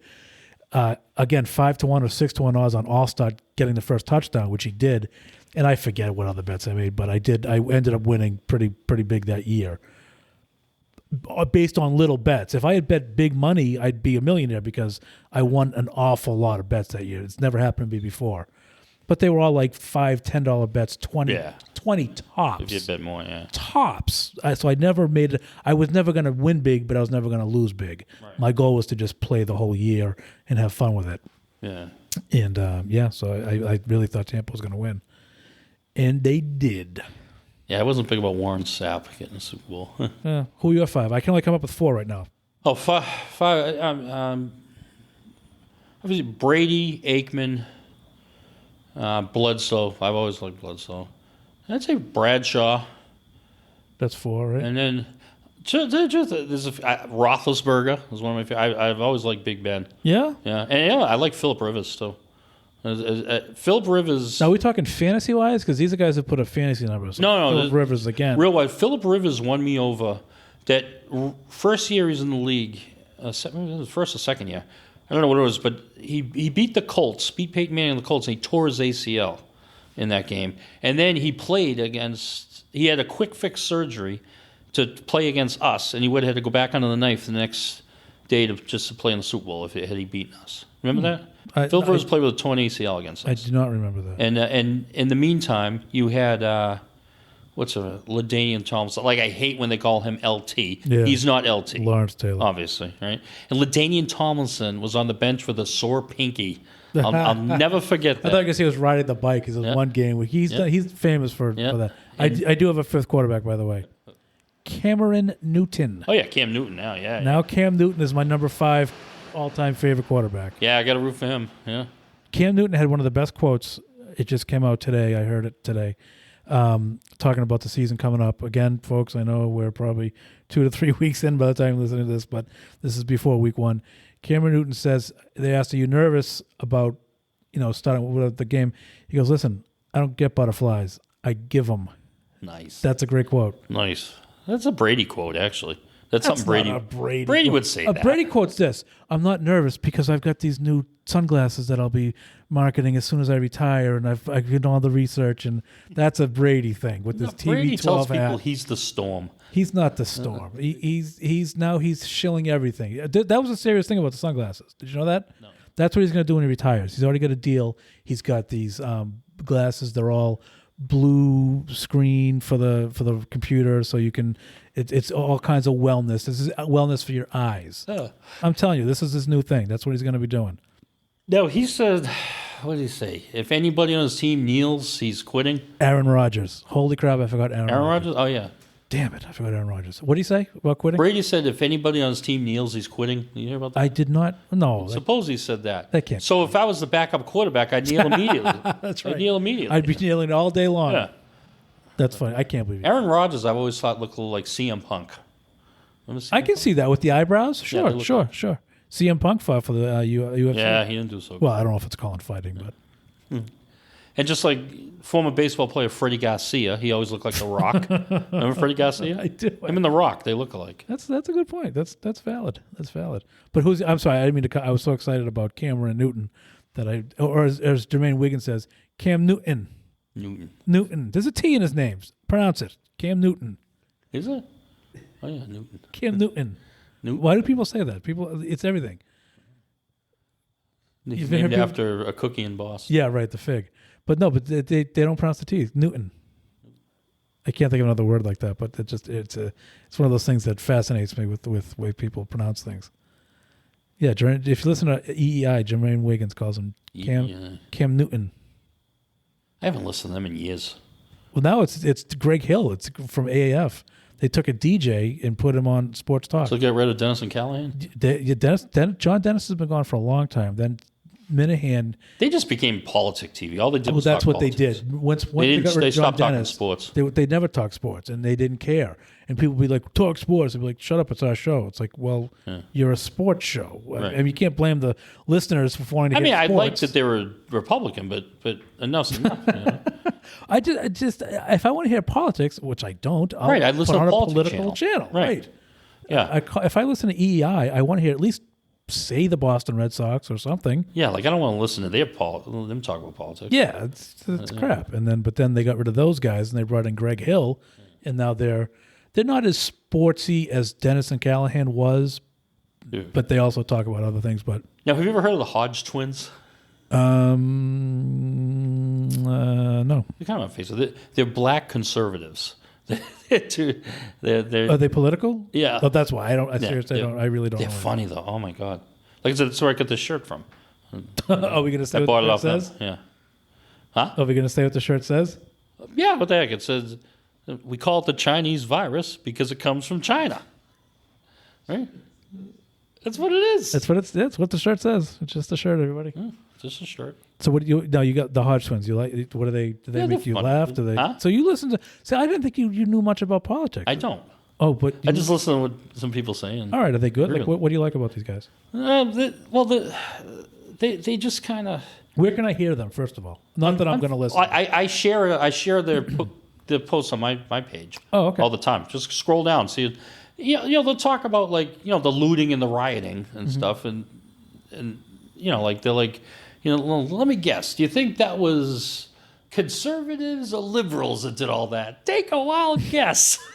So whose side are they on? I'm not. They're on the side I'm not of playing ignorant. I really, they're on the side of conservatives. Okay. Yeah. Is that Republican or Democrat? Yeah, Republican. Okay. Yeah. So they're like, you didn't see a lot of Trump hats of people looting. I just don't.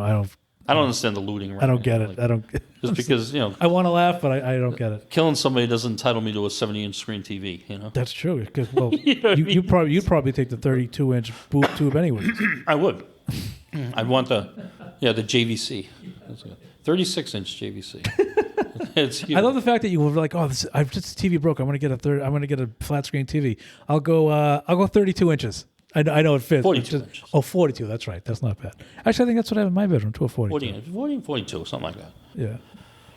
Living room, I'd have to get something bigger. Yeah. I forget what I have in the living room, but it's mounted on the wall, but it's not huge though. It looks kind of out of proportion with my 11-foot ceilings. So it actually looks small. The one in the bedroom looks actually bigger because it's closer. Yeah.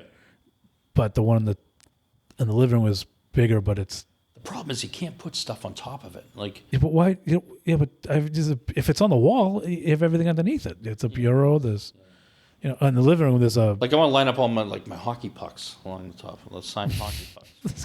Well, most people don't use their TV as a table. I do. Well, you do, true. I have all kinds of, because I have my Drew Bledsoe bobblehead. But this is good. But this is in addition to the TVs. You haven't moved the TVs. They can still be tables. Yes. You just have a TV above it. See? Yeah, but I have to move the pictures that are up there. I got a picture of Put the pictures. Ric Flair signed 8x10. I've got my Ric Flair picture up there. You don't want to move that. No. That's funny. And the Honky Tonk Man signed. Yes, well, that's true. You got to have your priorities. And it's a picture of the Honky Tonk Man, Jimmy Hart, Finkel, Howard Finkel, Howard Finkel, and the referee, Hebner, Earl Hebner, yeah, and it's signed by Jimmy Hart and the Honky Tonk Man. The picture. I'm like, I want to meet Earl Hebner, have him sign it. So I can't. Howard Finkel. Howard Finkel passed away. Oh, poor Howard Finkel. The Fink. I remember that actually. Didn't Gene Okerlund just die too? Yeah, last year. Gene Mean. That was great. Gene Mean. The Gene was awesome. Gene Mean. Gene Hey, Mean. put the camel clutch on Bob Backlund. I used to love. You got to say Hogan was a pretty good interview. Who? Hogan. Yeah. Let me tell you something, brother. Let me tell you something, Mean Gene. I never liked him. I know it's but you got to give him credit for something, don't you? I'll never forget. He was in your favorite movie, your favorite Rocky movie. He was Thunderlips. Yeah, but Mr. T made it better. Sure, he did. Now I remember the day, and I went to the Boston Garden that night to see them wrestle. It was on the Snake Pit, and Hulk Hogan stared into the eyes of what was it? Killer Khan. Remember Killer Khan? Remember when he just now? I remember. I didn't. Mr. Fuji. I never would have come up with it until you just said it. But Killer Khan spit the mist in Hogan's face and the Snake Pit, blinding him. And then they wrestled that night at the Boston Garden, and I was like thinking, "Oh, Killer Khan's going to win the belt." I was all psyched. I was like, "Killer Khan, spray the mist in his face, pin him, boom, done." Right? Yeah. Hogan blocks it with his hand, and then eye rakes him and best. pins him. I was so mad. Do you know about the Undertaker and The Rock? No. How they used to try to make each other laugh. Oh, in the ring? Everywhere. No, I didn't know. Like the People's Elbow was based on the premise that it's such a ridiculous finishing move, it would make the Undertaker laugh. Like you do the thing. Undertaker, there was one time he was laughing so hard, but he made it out like his hurting his ribs. His rib hurt. But he was laughing. Yeah, he was laughing. About what? It was something about Vince McMahon. Like he was kind of like he had gotten beat up and he was up on the thing. He was up on like the apron, not the apron, the rampway, and he had won his match, so he got to choose his opponent for like Survivor Series, and so he's like, he's laughing, but he's covering up. He got his hair over his face. He's holding his ribs, and Vince McMahon standing over him with the microphone. So who's what type of match is it going to be? And he goes, it's Hell in a Cell. And he goes, oh, so you're going to fight Brock Lesnar in Hell in a Cell? He goes, no, Brock's not my opponent. You are. So it was Vince against Undertaker. Maybe it was a Buried Alive match or something. I don't know. But that was one of the instances where Undertaker was laughing too much where, like... I love when they break character. Like, he didn't break character. He sucked it up. But Kurt Angle used to try to make people laugh, too. Kurt Angle was under... I thought he was funny. It's true. It's true. Oh, yeah. He's a riot. He was awesome. Like, he one time had X-Pac cracking up when it was him and Justin Credible and Albert A-Train. They were called, like, I forget. They had, like, a little unit. Is that Prince Albert? Prince Albert. Yeah. And Kurt Angle was talking to them, and then he looked at Justin Credible, and he goes, hey, Justin, I just thought of this. Do you know if you say your last name immediately after your first name, it sounds like just incredible? And X-Pac just lost it. You know what I mean? But Kurt Angle he plays like... Yeah, no, right, the nerd. I know you're talking about. Yeah, All-American. Was it Enzo and Amore? Enzo and... who's his partner? And I don't know. They used to come up... Big Cass and Enzo. They used to call people soft, S-A-W-T, soft, right? So Kurt Angle just looked at him both, as they walked away. Kurt Angle just shakes his hand and goes, "That's not how you spell soft." Because they go, S-A-W-F-T, soft. That was a great Kurt, because he came in and he didn't know what to do with. I don't think they know what to do with him right away. Right, because he was All-American Olympic thing. Yeah, and he meant to be a face, but he ended up being a heel. Yeah, because everyone thought he was so corny. The whole "you suck" thing, and then the "you suck" thing is brilliant. Oh yeah, by the way, and it was just I love that. Mm-hmm. They did that once. Some wrestler, some UFC guy. Oh, I can't remember who. This sucks because it's very recent. They wanted him to. He wanted to be told that he sucked. Does that make any sense? Like he was going for that angle. Yeah, going for it, and they wouldn't. And they played that music for him. Like that's the music he walked out to. Yeah. Dun, dun, dun, dun, oh yeah. You suck. Dun, dun, you suck. Dun, dun. Yeah. And they did it. The crowd went with it. It was just phenomenal. I forget the premise, but something about that in the UFC happened, and that's the music they played, and it was just phenomenal. I don't know how many people got. Most people got it. He's one of my favorites. Well, Kurt Angle, another one he did was it was when they did the WCW invasion angle, and they kind of had a unit. It was Austin, it was Stone Cold, Kurt Angle, and Vince McMahon or something. I think it was that. Yeah, three of them together. But so Vince McMahon, Austin bought cowboy hats. So he brought himself like this. It was backstage, this real nice cowboy hat, and then you got Vince McMahon, another real nice, sharp-looking cowboy hat. And then you got Kurt Angle, this little struggle kid's cowboy hat. Right? I think I've seen that picture with him with that hat. On, and Kurt Angle he goes, "I don't believe it. This is awesome. Thank you so much." And Kurt Angle's like all psyched. He goes, "Yippee Kanye!" Yeah. He's like all happy that he got the hat. So they ended up doing really good stuff with him. He was great. Because the first thing I remember was "It's true," which caught on a little bit, but it's damn true. It's damn true. Oh, he was what a great wrestler too. Yeah, he won the Olympics with a broken freaking neck. It's amazing. He always says that with a broken freaking neck. Broken freaking neck. So. I met him last summer. Well, I've met him a couple times, but I had him sign my WWF belt, and then I got an action figure I had him sign too. Nice. You gonna sell those figures now? Huh? No, not the one signed because no, not the signed ones. The other. I'm just gonna figure out what I'm gonna do. I got a clear room. I have too many of them. Literally, I have hundreds of them. Collect them forever. A lot of them. And I'm gonna use. I could probably go to like a wrestling store and they'd be like, "Oh, okay, we'll take them. Well, here's $6.53. Done. Yeah, right. For the whole lot. No, so anything else you want to? We should probably wrap this up. I think we've been here for a while. Yeah, I know, huh? Anything else you want to? Did we forget to mention anything? Go Pats, go Celtics. Go Pats, go Celtics. All right, that sums it up for me. Kind of late for the Red Sox, but yeah, and the Bruins, obviously, but you are correct. Damon, I want to thank you for stopping by. Thank you so much. It's been great. This was fun. I gotta find. It's so dark. I gotta find my. Definitely do this again sometime. Mm-hmm. So yeah, we absolutely will. Let me just find this. Shouldn't be doing this. All right. So thank you again, Damon. Thanks for coming by. Thank you.